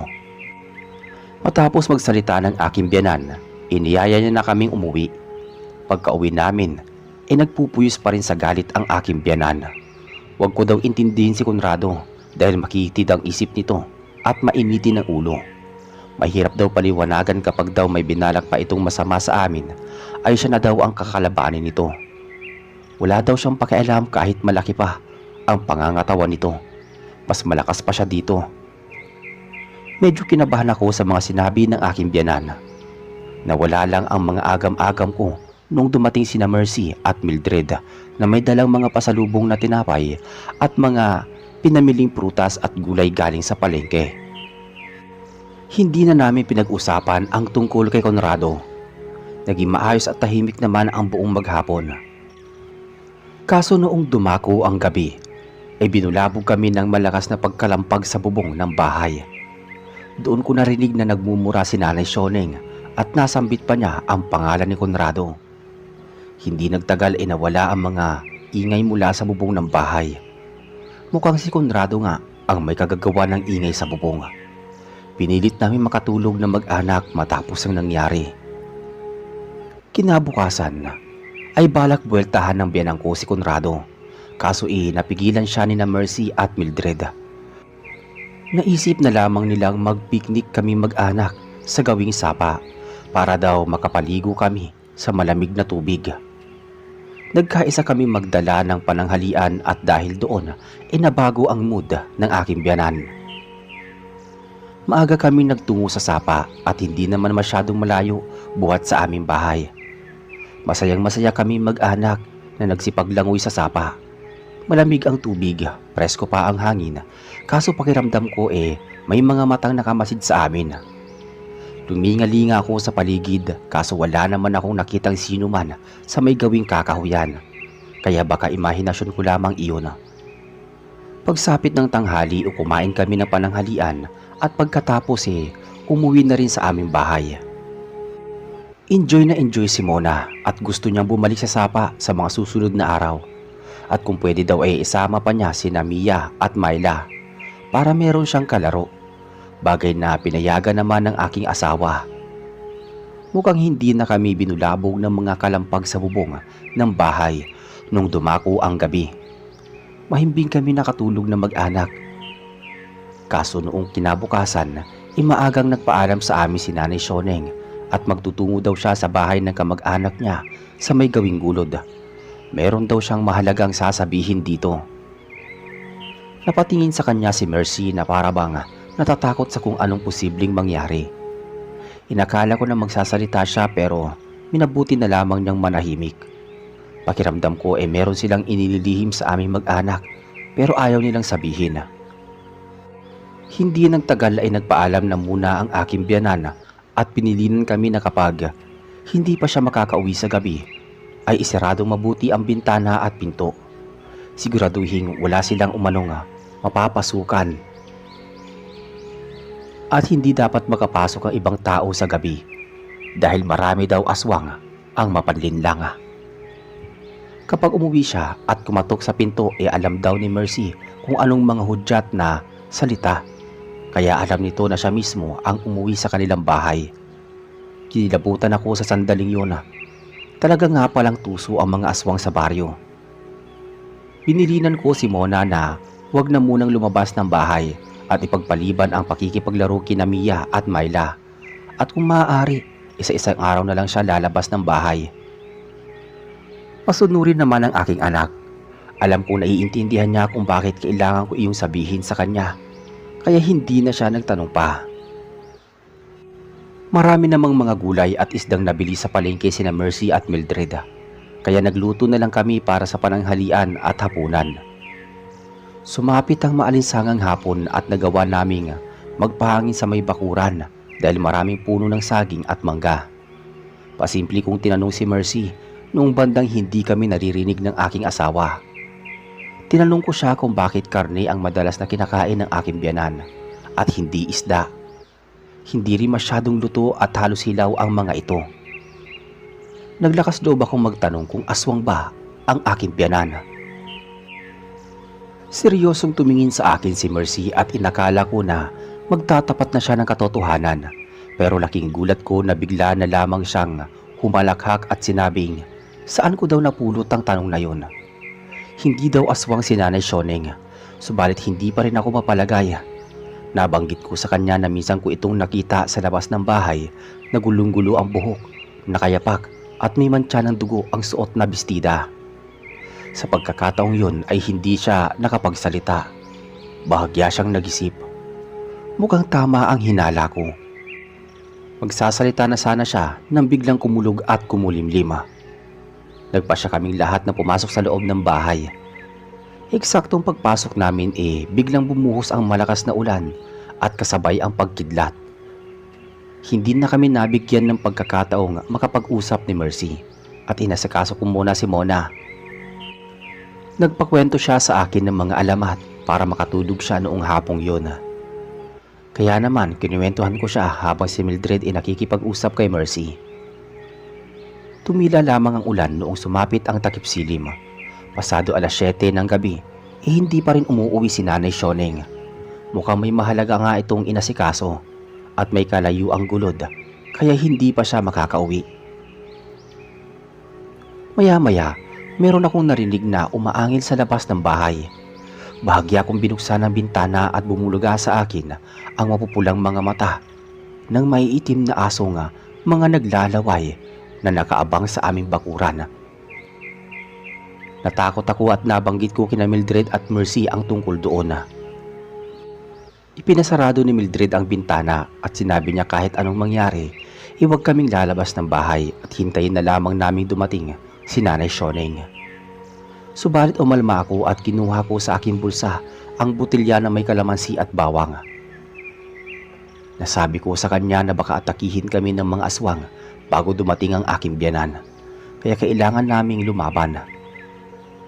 Magsasalita pa sana si Mercy nang biglang makarinig kami ng mga umaangil sa labas ng bahay. Napakarami ng ingay kaya hindi napipigilan ang aking sarili. Lumabas ako ng bahay, sinundan ako ni Mona, Mercy at Mildred at sumalubong sa amin sa labas ng bakuran ang malaking mga mabalahibong mga aswang na nakikipaglaban sa mga aso. May ilan sa mga aswang ang napupuruhan kaya buong lakas kong binuksan ang botilya at isinaboy sa mga aso. Umusok ang balat ng mga asong natalsikan ng likido. Umatungal sila sa sobrang sakit at nagawa nilang kumaripas ng takbo hanggang sa halos hindi na sila makita sa dilim. Maya-maya ay nagsipagbagong anyo ang mga aswang at laking gulat ko. Ang pinakamalaki sa mga aswang ay walang iba kung hindi ang aking biyanan. Meron siyang 5 kasamang mga ginoo at ginang at 2 sa kanila ay mga sugatan. Nagimbal kami mag-anak sa aming mga nakita pero wala kaming nagawa dahil dali-dali silang pinasok ni Mercy sa loob ng bahay. Pagkapasok namin, inalalayan ng biyanang ko at iba pa niyang mga kasamahan ang 2 sugatan. Umupo sila sa mahabang mesa sa sala at pagkatapos nilawayan ang mga sugat ng 2 kasamahan. May sinambit silang orasyon at pagkatapos unti-unting umampat ang mga malalalim na sugat. Tumingin sa amin ang biyanang ko at humingi ng paumanhin sa hindi niya pagsasabi ng katotohanan. Ayon sa mga paliwanag niya, nabibilang daw siya sa pamilya ng mga gabunan. Pero noong magkaroon siya ng asawa, ay pinilit niyang baguhin ang sistema ng kanyang pamumuhay. Marahil ay nagtataka daw ako kung bakit kaya niyang makisalamuha sa mga tao sa baryo. Hindi pala gumagamit ng agimat ang mga ordinaryong tao sa tuwing nakikipag-usap o nakakasama niya ang mga ito. Ginagamit lamang nila iyon kapag meron daw dayong aswang o mayroong gusto sa kanilang gumawa ng masama. Pinaliwanag niya sa amin na karne ng hayop sa gubat ang kanyang kinakain sa tuwing sinusumpong siya ng pagkaaswang. Si Mercy daw ang nagdadala at naghahanda ng kanyang mga kinakain kaya nakahiwalay parati ang mga inuulam niya.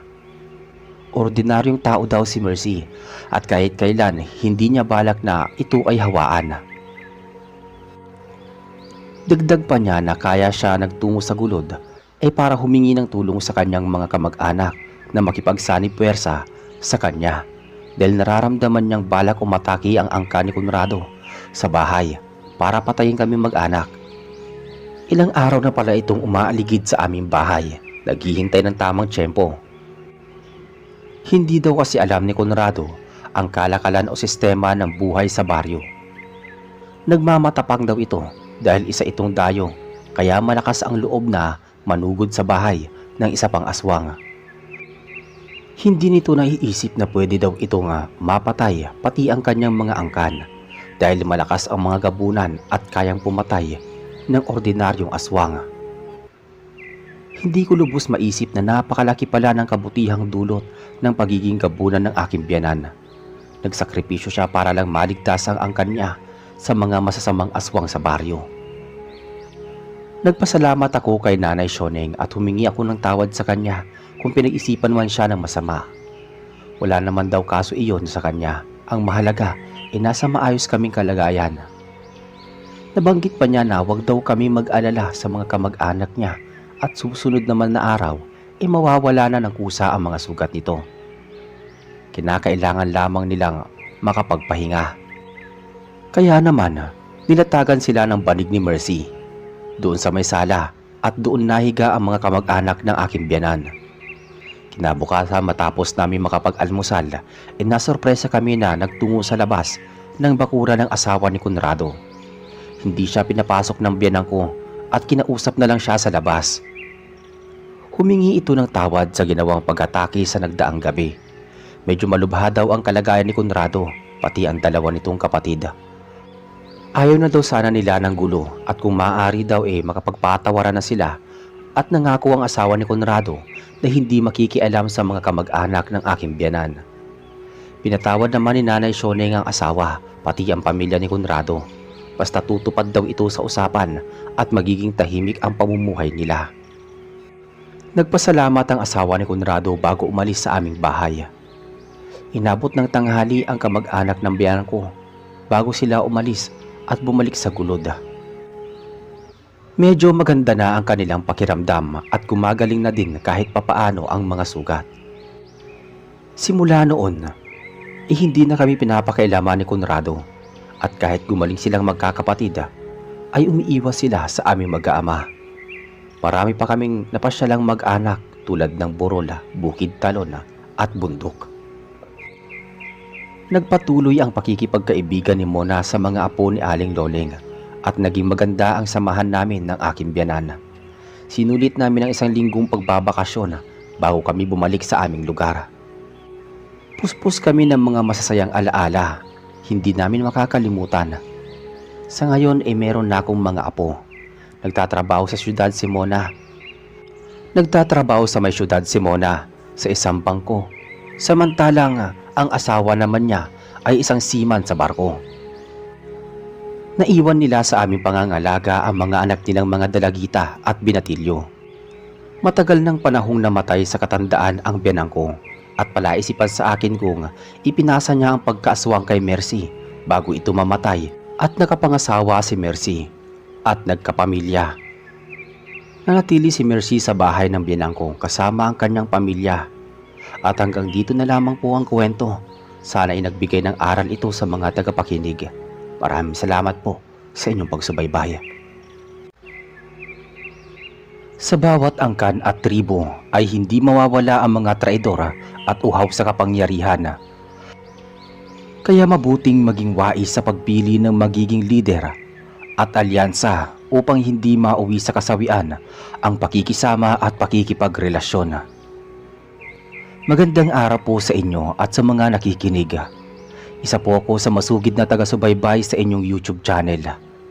Kaya po sumubok akong magpadala sa inyo ng kwento at magbakasakali na mapili niyo po para itampok sa inyong YouTube channel.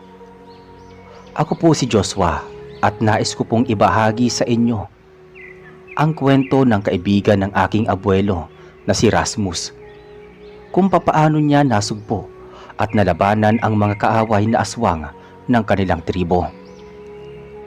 Sa mga tagapakinig ay Aakalain nilang isang alamat ang pakikipagsapalaran ni Rasmus, subalit ayon sa aking abuelo ay totoong naganap ito sa buhay ng kanyang kaibigan. Bahala na po kayo kung maniniwala kayo o hindi. Hindi ko na lamang po babanggitin ng eksaktong taon na kung kailan ito naganap. Nagmula sa magigiting na tribo ang angkan ni Rasmus at siya ang pinamanahan ng kanyang namayapang ama na si Apo Amir ng kapangyarihang mamuno sa nasasakupan gamit ang kampilan ng kanilang ninuno. Magigiting ang mga ninuno ni Rasmus. Nagmula din sila sa mga angkan ng mga mambabarang at mahihilig sa mga salamangka.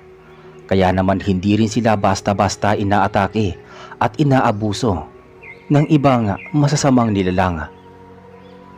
Hindi sila masasama. Nabibilang sila sa mga puting mambabarang na gumagawa ng kabutihan para sa kanilang nasasakupan. Kalaban ng tribo ang mga mabalasik na angkan ng mga gabunan na nananalanta sa kanilang lugar sa bahaging Nuestro Facilidad. Kabilaan noon ng patayan, pagdukot sa mga mambabarang at pagbuwis ng buhay ng bawat miyembro ng pamilya. Dati-rati ay mapayapa ang pamumuhay ng mga angkan ng mambabarang. Sila ang naunang naninirahan sa Nuestro Felicidad. Kinatatakutan na sila ng mga tao. Nagsimula ang sigalot noong pumasok ng walang pakundangan sa teritoryo ng mga angkan ng mambabarang ang mga gabunan at pagpapatayin ang mga ito.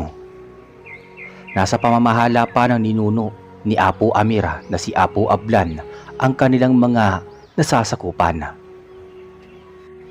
Simula noon ay gumamit sila ng mga salamangka upang hindi makapasok sa kanilang teritoryo ang mga gabunan. Pero nakipaglaban sila sa mga ito sa ibang parte ng Nuestro Felicidad. Kakaunti pa noon ang hukbo ng mga mambabarang at iilan ang nakaligtas sa malawakang digmaan. Pero napatay ni Apo Ablan ang malakas na mandirigma ng mga gabunan na si Antona. Lumaban muli at naghiganti ang mga gabunan. Kamuntik nang malipol ang salinlahi ni Apo Ablan. Mabuti na lang at nakipagsagupaan ang mga bagitong anak niya at kasama doon si Simeon na nakipagtagisan ng lakas sa mga gabunan. Maraming sugat ang natamo niya sa pakikipaglaban at kamuntik na mag-agaw buhay, subalit nakaligtas siya sa kamatayan. Nagsanay siya sa pakikipaglaban hanggang sa lumakas at tumibay ang kanyang pangangatawan. At noong umabot na siya sa pagbibinata ay siya na ang umaktong general ng hukbong lumalaban sa mga gabunan. Ipinamana ni Apo Ablan bago siya namatay ang kapamahalaan kay Simeon at ito na ang sumunod na lipi ng mga mambabarang. Matapos ang kanyang henerasyon ay nagpasalin-salin ang pamumuno hanggang sa mapunta kay Apo Amira ang lahat. Matagal na panahon nga may alitan ang kanilang angkan at lahat ng mga ninuno ni Rasmus ay ginawa ang makakaya upang maprotektahan ang kanilang angkan laban sa mga gabunan. Natira sa lipi ni Apo Amir ang kanyang asawa at anak, gayon din ang mga kapatid, tiya at mga tiyuhin. Hindi sila tumigil sa pakikipaglaban. Nakikipagtagisan na rin sila ng lakas at kapangyarihan sa mga gabunan sa tuwing mayroong mga engkwentro.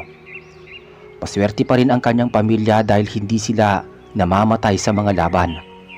Nagkaroon man ng malalim na sugat o malubhang kapansanan o karamdaman ay nakakaligtas naman sa kamatayan.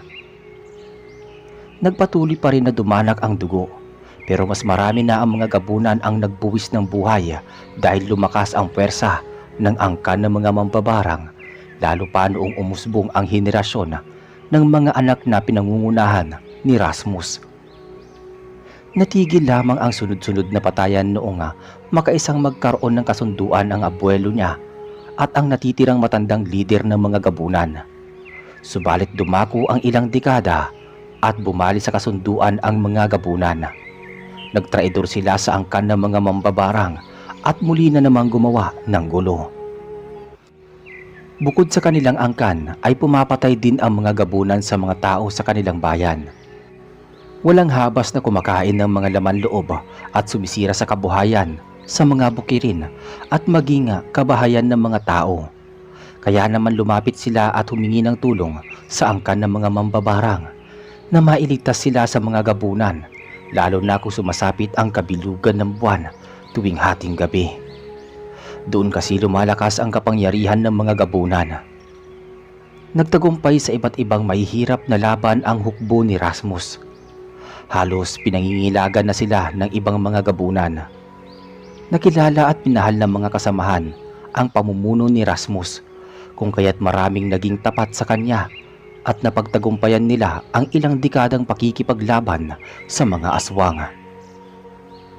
Isang araw dumako sa may kakahuyan ang tribo at sumalakay sila sa mga gabunan na dumukot sa ilang mamamayan sa kanilang lugar. Medyo naging tuso at mas mabangis ang mga gabunan kumpara sa mga nagdaang taon, kung kaya't napakalakas nila. Dahil doon maraming nasugatan at nasawi.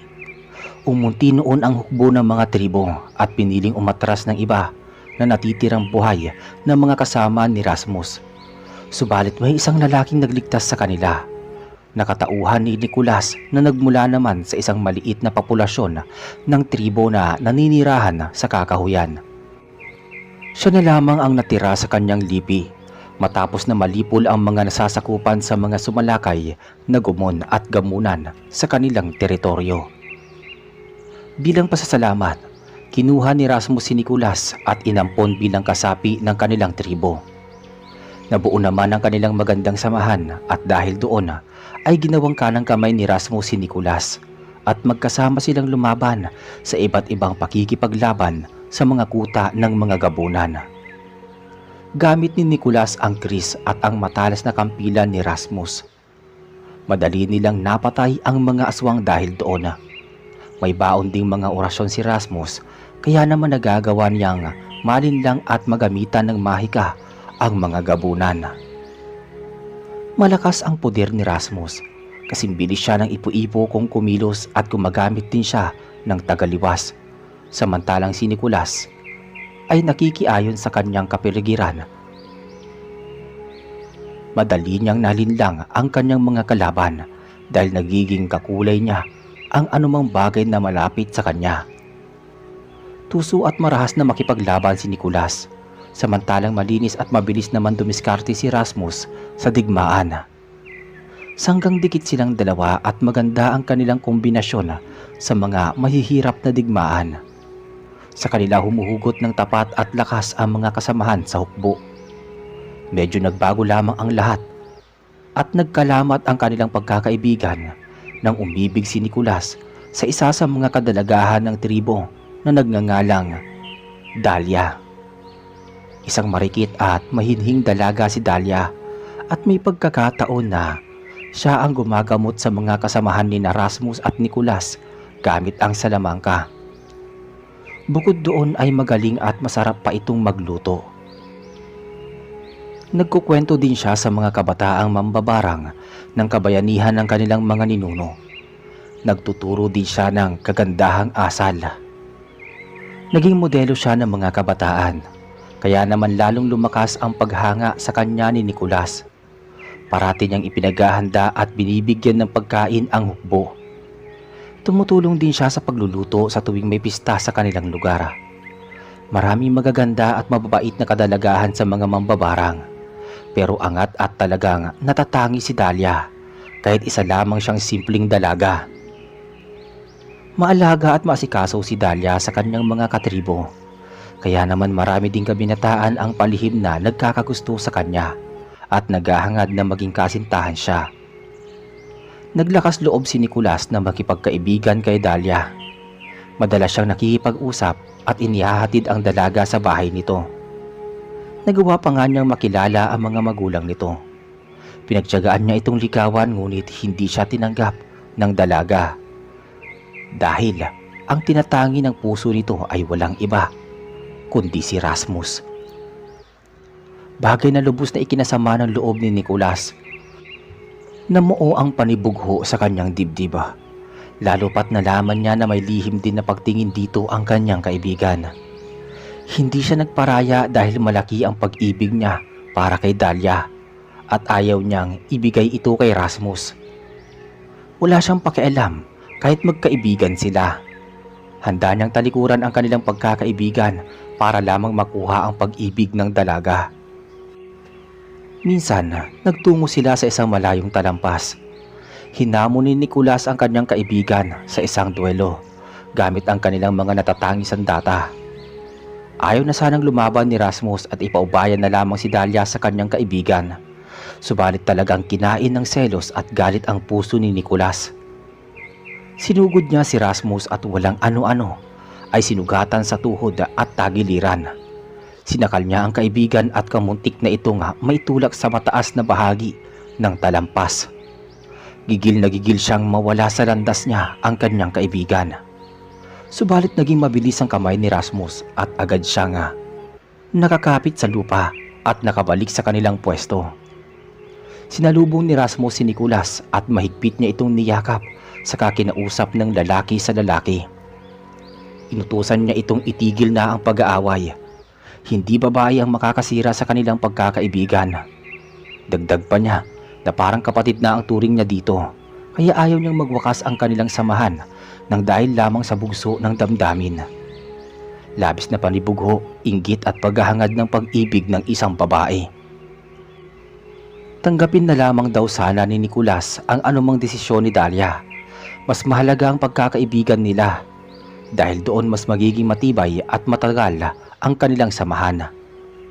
Pinipilit na makawala ni Nicolas sa mga bisig ni Rasmus. Pinaglalabanan niya ang galit at konsensya sa kalooban niya. Mabilis na itinulak ni Nicolas si Rasmus, subalit nadala siya sa malakas na puwersa at siya mismo ang nahulog sa mataas na talampas. Mabuti na lang at nahawakan siya ng mahigpit ni Rasmus. Sinikap nitong mahila siya pataas kahit hirap na hirap ito na makayanan ang kanyang bigat. Inutusan siya ni Rasmus na huwag bibitaw. Basta magtiwala lamang siya ay makakaligtas siya. Ganoon nga ang ginawa ni Nicolas sa kabila ng kanyang galit sa kaibigan. Unti-unti siyang nahila pa itaas nito at nang tuluyan siyang makatayo ay napaluha siya at napayakap sa kaibigan. Doon siya nakonsensya sa kanyang ginawa. Humingi siya ng tawad kay Rasmus. Inamin niyang naging makasarili siya at inuna pang isipin ang personal na kasiyahan. Hindi niya naisip na pwedeng masaktan si Rasmus. Natuwa naman si Rasmus dahil natauhan si Nicolas. At doon na muli nila binuo ang nasirang pagkakaibigan. Sinikap ni Nicolas na iwasan si Dahlia at naghanap siya ng ibang babaeng maliligawan. Hanggang sa nakilala niya ang taga-Nayo na si Josefina. Ngunit mas matimbang pa rin ang pag-ibig niya kay Dahlia. Kaya lang ay naging komplikado ang lahat nang malaman ni Nicolas na buntis na si Dahlia at hindi nagtagal ay pinakasalan siya ni Rasmus.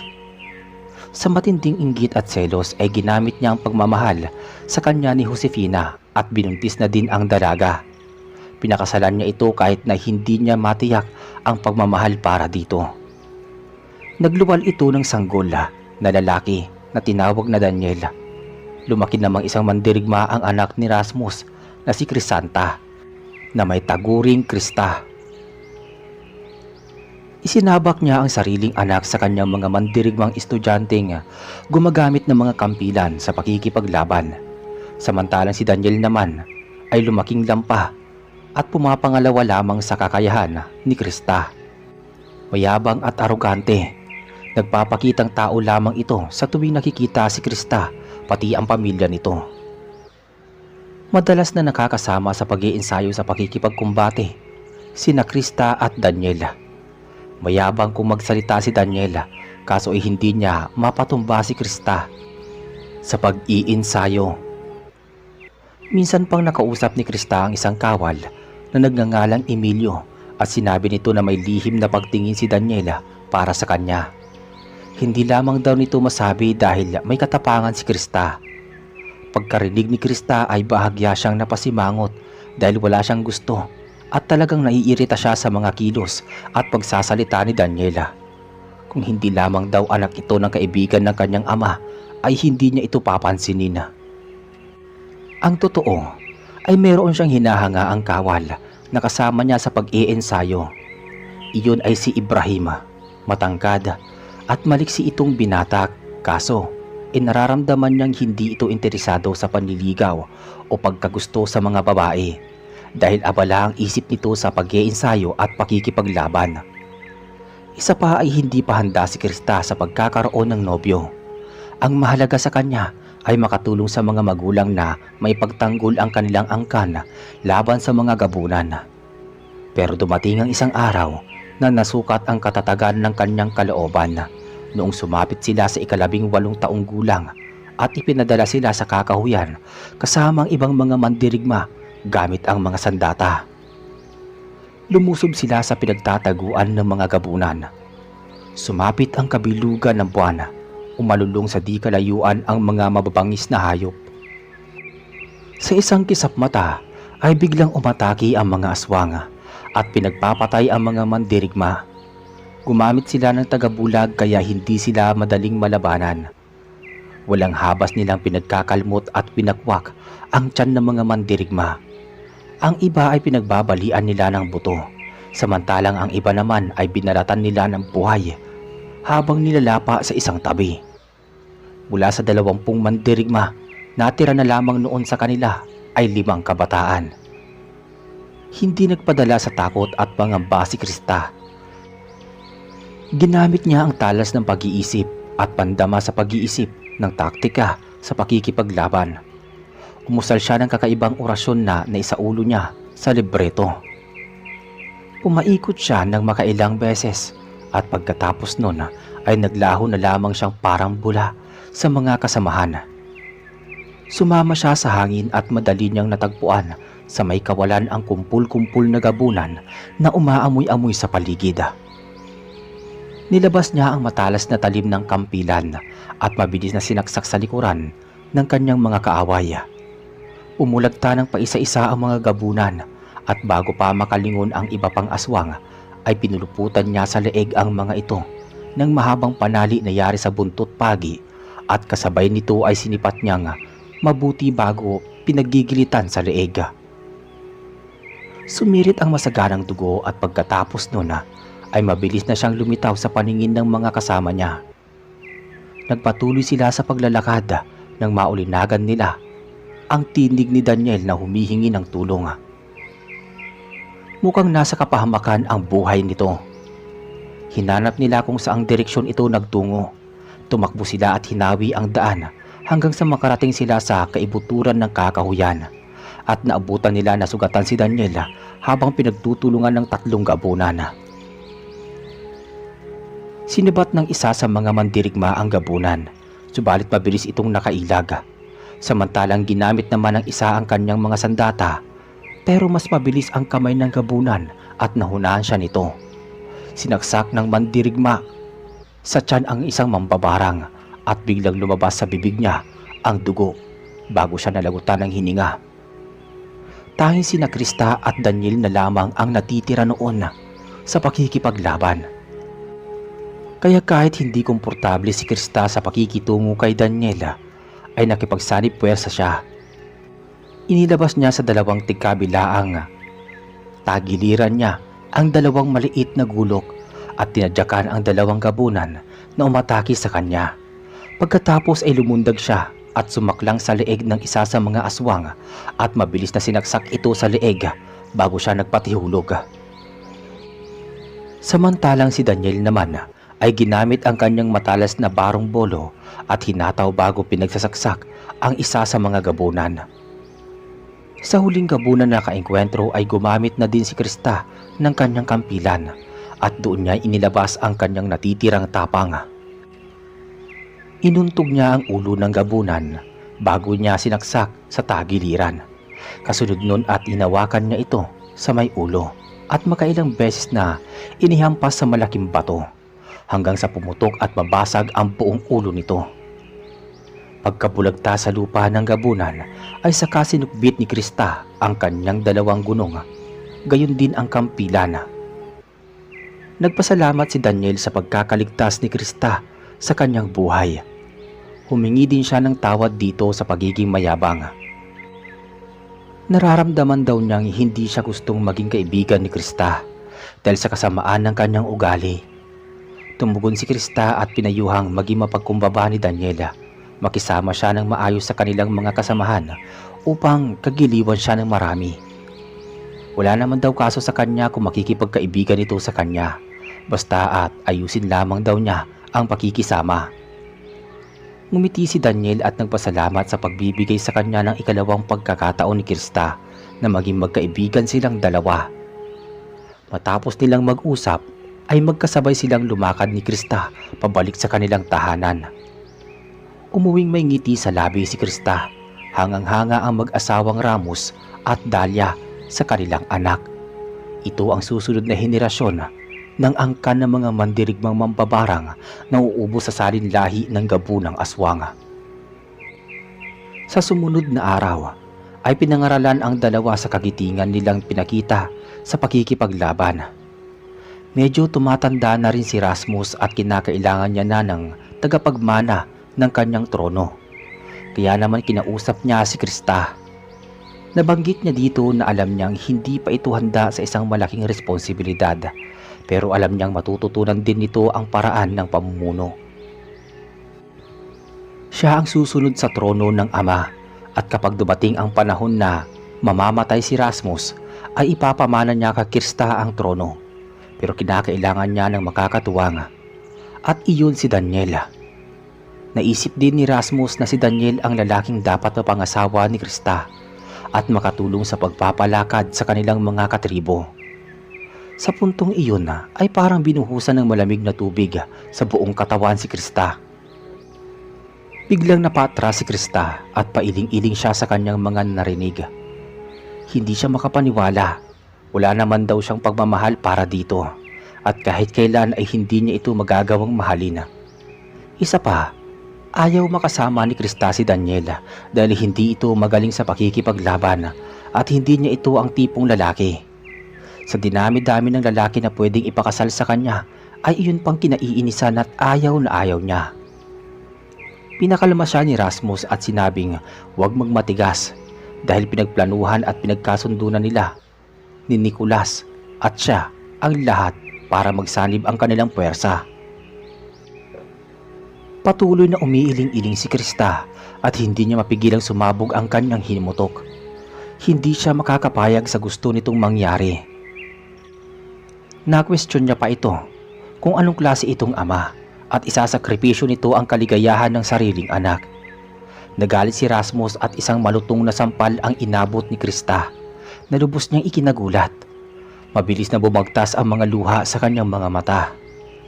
Sa matinding pangyayaring yon ay tumalikod siya sa kanyang ama at dali-dali siyang kumaripas ng takbo patungo sa kanyang silid. Humagulgol siya ng pagkalakas-lakas at nagdabog ng makailang beses bago siya nahimasmasan. Nung sumapit ang hating gabi ay naggayak siya ng kanyang mga damit at maingat na lumabas sa kanilang tahanan. Hindi niya malaman kung saan siya magtutungo, basta ang mahalaga sa kanya ay makalayo sa kanyang mga magulang at hindi mapakasal sa lalaking hindi naman niya mahal. Subalit inabot siya ng kamalasan noong maabutan siya ng ilang gabunan. Nagmamadali siyang tumakbo at kung saan-saang direksyon din siya nakakarating.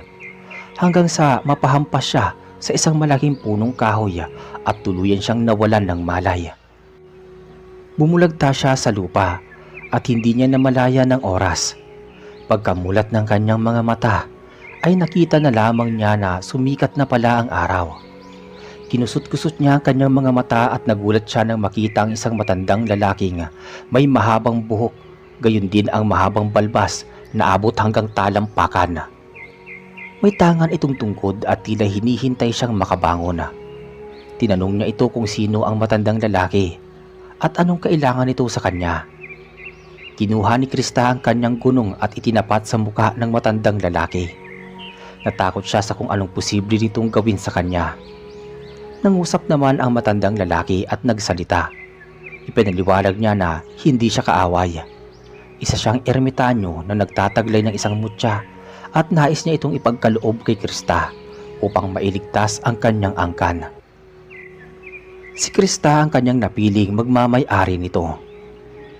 Dahil taglay niya ang kalakasan na tinataglay nito upang makapagligtas ng buhay ng mga tao. Kung mamarapatin daw ni Krista ay itataas niya ang dungan nito. Medyo nangilabot si Krista pero nagtiwala siya sa mga sinabi ng ermitanyo kaya pumayag siya sa alok nito. Inilahad ng ermitanyo ang kanyang mga kamay at agad naman na tinanggap iyon ni Krista. Umusal ng kakaibang orasyon ng ermitanyo at unti-unting bumigat ang pakiramdam ni Krista. Halos mahilo siya at mapasuka. Nagsipaglabasan din ang butil-butil na pawis sa kanyang noo. Sumasakit din ang kanyang ulo.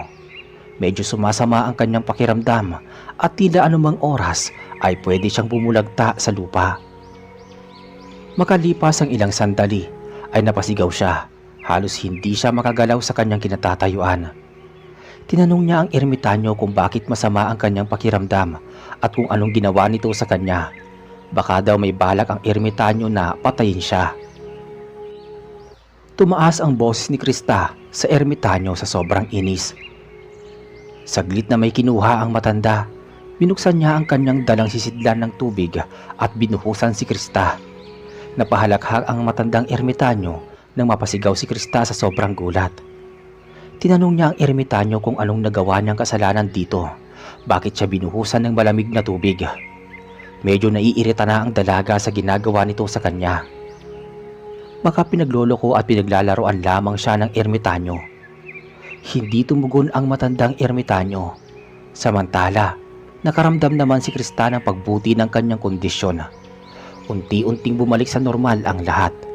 Parang walang nangyari.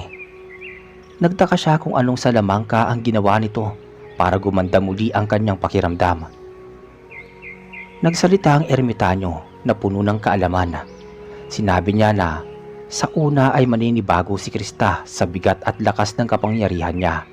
Pero hindi magtatagal ay masasanay din siya hanggang sa tumaas ng tumaas ang abilidad niya habang tangan ang mutyang inihandog nito para sa kanya.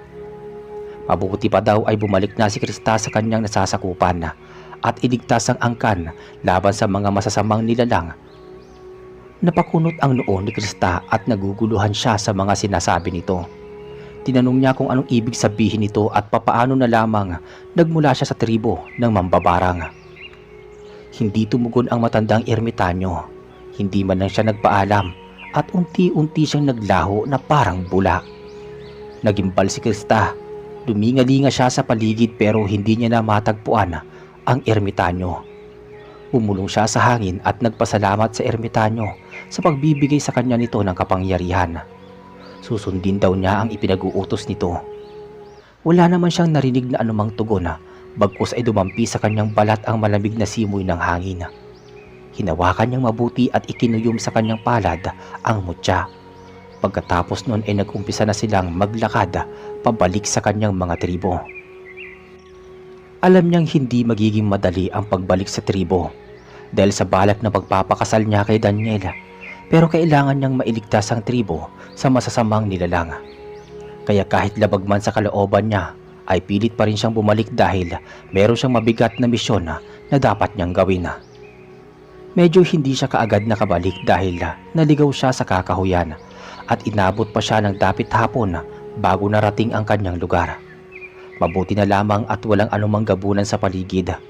Subalit habang papalapit siya ng papalapit sa kanyang nasasakupan ay ganoon na lang kalakas ang kabog sa kanyang dibdib.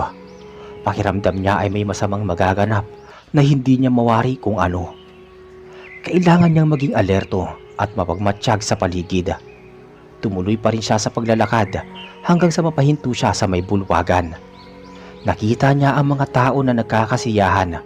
May ilang mga sumasayaw, nakababaihan, may mga taong nagiinuman at kumakain. May mga maharlikang nakaupo sa trono. Lumapit pa siya ng lumapit nang magulat siya at halos hindi siya makakilos sa kanyang nasaksihan. Nakaupo sa trono si Nicolas, gayon din si Daniel at ang ina nito. Samantalang may ilang taong nakagapos ang kamay at hinahagupit ng mga kawal. Sa isang tabi ay may malaking kawayang kahoy sa tagiliran nila kung saan may dalawang taong nakabigti ang mga leeg. Sinipat na mabuti ni Krista ang dalawang tao at ganoon na lang ang ikinasigaw niya na lubos na ikinagulat ng marami. Halos madurog ang puso niya nang makita ang kanyang mga magulang na wala ng hininga. Pinatay ang mga magulang niya. Sumulak ang matinding galit sa puso ni Krista. Kinuha niya ang dalawang gunong at pasugod na inatake si Nicolas. Subalit hinawakan sa tigkabila ang bisig si Krista ng dalawang kawal sa tribo.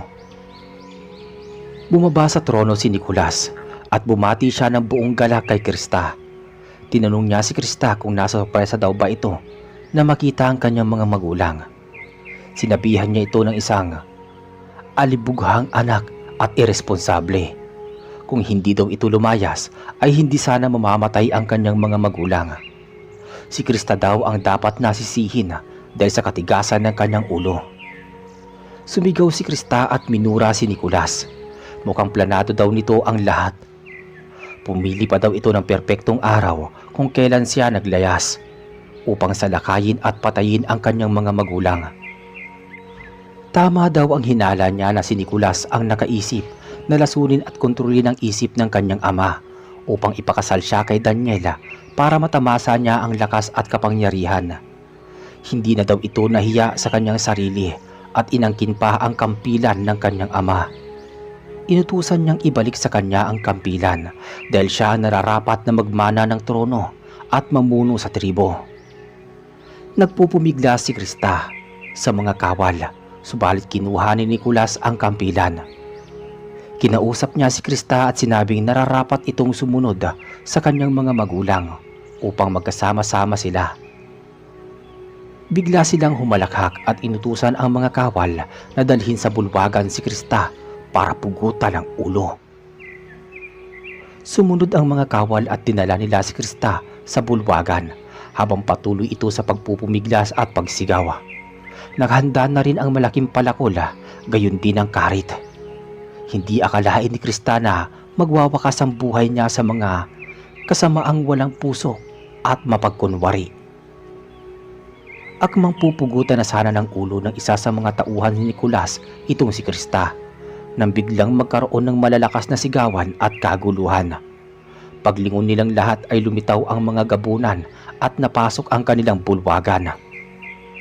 Nagimbal si Krista at nagpatuloy siya sa pagpupumiglas upang makapaghanda sa pakikipaglaban.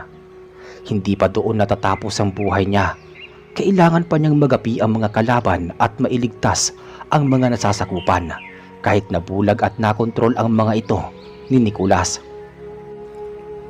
Naghanda ng mga armas ang mga tao at naitigil ni Nicolas ang magarbong piging. Bagay na nakahanap ng tiyempo si Krista. Kinagat niya ang mga kamay ng mga kawal at mabilis siyang nakarating sa trono kung saan nakipag-agawan siya kay Nicolas sa kampilan. Malakas ang kanyang pwersa at halos mabalian ng kamay si Nicolas bago niya naagaw ang kampilan. Maya-maya ay sumugod ang mga kawal. Pero bago pa siya mahablot ng mga ito, ay mabilis na nagpagulong-gulong sa lupa si Krista. Saka siya bumangon at kumaripas ng takbo. Pagkatapos ay nakakuha ng mahabang kawayan at iniyampas sa muka ng papasugod na gabunan. Inilabas niya ang dalawang gunong at inihagi sa direksyon ng dalawa pang gabunan. Nakakatapos lang na kumagat sa katawan ng dalawang kawal. Naging madugo ang labanan. Halos mga ubos ang mga kasamahan sa tribo ni Krista. Kung hindi sana nagsagawa ng pagdiriwang si Nicolas at nakapaghanda sa pag-iensayo ang mga kawal, naging alerto sana sila sa pagpasok ng mga kaaway. Hindi na nagawang makalaban ng asawa ni Nicolas dahil pinagtulungan siyang patayin ng 4 na gabunan at pinagluray-lurayan ang katawan niya sa trono. Tinusok naman ang isa pang gabunan sa tiyan si Nicolas ng makailang beses bago siya nilapa. Samantalang si Daniel naman ay binalian ng tigkabila ang binti ng dalawang gabunan bago binalian sa leeg. Naubos ang pamilya ni Nicolas sa kamay ng mga gabunan. Totoo nga palang ang mga nilalang na gumawa ng kasamaan sa kapwa ay doble ang balik sa kasamaan sa kanila ng tadhana. Habang nakikipaglaban naman si Krista ay hindi man lang siya tinablan ng anumang kuko ng gabunan at hindi man lang tumatagos sa kanyang katawan ang anumang mga pag-atake ng mga ito. Mabilis na naghihilom ang mga sugat at kalmot sa kanyang mga balat at katawan. Sinyalis iyon na malakas ang kanyang tangan na tinataglay at iniligtas siya ng ermitanyo sa kapahamakan. Mabilis na nanghihina ang mga aswang. Pakiramdam ni Krista ay hinihigop ng kanyang tangan ang enerhiya na taglay ng mga gabunan. Ginamit pa niya ang kanyang kapangyarihan ng mutya ng Nara at tumugon sa kanya ang kalikasan. Lumakas ang kanyang depensa at hindi siya basta-basta nakakaramdam ng anumang pagod kahit makailang beses na siyang nakipaglaban sa maraming gabunan. Nagmamantsa na ang kanyang damit sa mga tumatalsik na dugo buhat sa mga aswang. Napakarungis na rin ng kanyang katawan pero hindi siya natinag hanggat may natitirang mga aswang na nabubuhay sa kanilang bulwagan. Sa huli niyang nakalaban ay ubod lakas niyang hinataw ng hinataw ang aswang hanggang sa malagutan ng hininga. Natapos ang madugong labanan at naging isang tagapagligtas na bayani si Krista. Nanumbalik ang tiwala at pagtutulungan ng kanyang mga nasasakupan matapos na mapatay ang mga mag-anak ni Nicolas. Unti-unting bumalik ang mga kawal sa pamamahala ni Krista.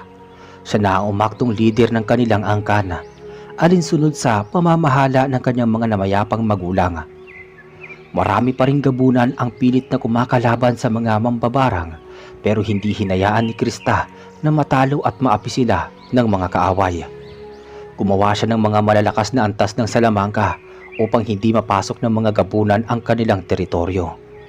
Hindi nagtagal at nung umabot na ng 27 edad si Krista ay nakasumpong siya ng pag-ibig sa katauhan ng isang kawal na nagngangalang Damiano. Nagkaibigan silang dalawa at nagbunga ng 3 supling ang kanilang pag-iibigan. Naging matagal ang pamamahala nila ni Krista sa kanyang tribo. Ipinasa na lamang niya ang kapamahalaan sa panganay niyang anak na lalaki noong medyo matanda na siya. Maging ang mutya ng Nara ay pinagkaloob niya rito. Sa mahabang panahon ay naubos din ang lahi ng mga gabunang namimeste sa mga angkan ng mambabarang at nagkaroon ng katiwasayan ang buhay ng mga mambabarang sa kanilang tribo. Hanggang dito na lamang po ang ating kwento ng mga mandirigma. Gayon din si Krista matapos ang digmaan sa mga gabunan habang tangan niya ang mutya ng Nara. Maraming salamat po sa pagpili ninyo ng pagbibigay ng oportunidad na maitampok sa iyong YouTube channel ang aking ipinadalang kwento. Hanggang sa muli.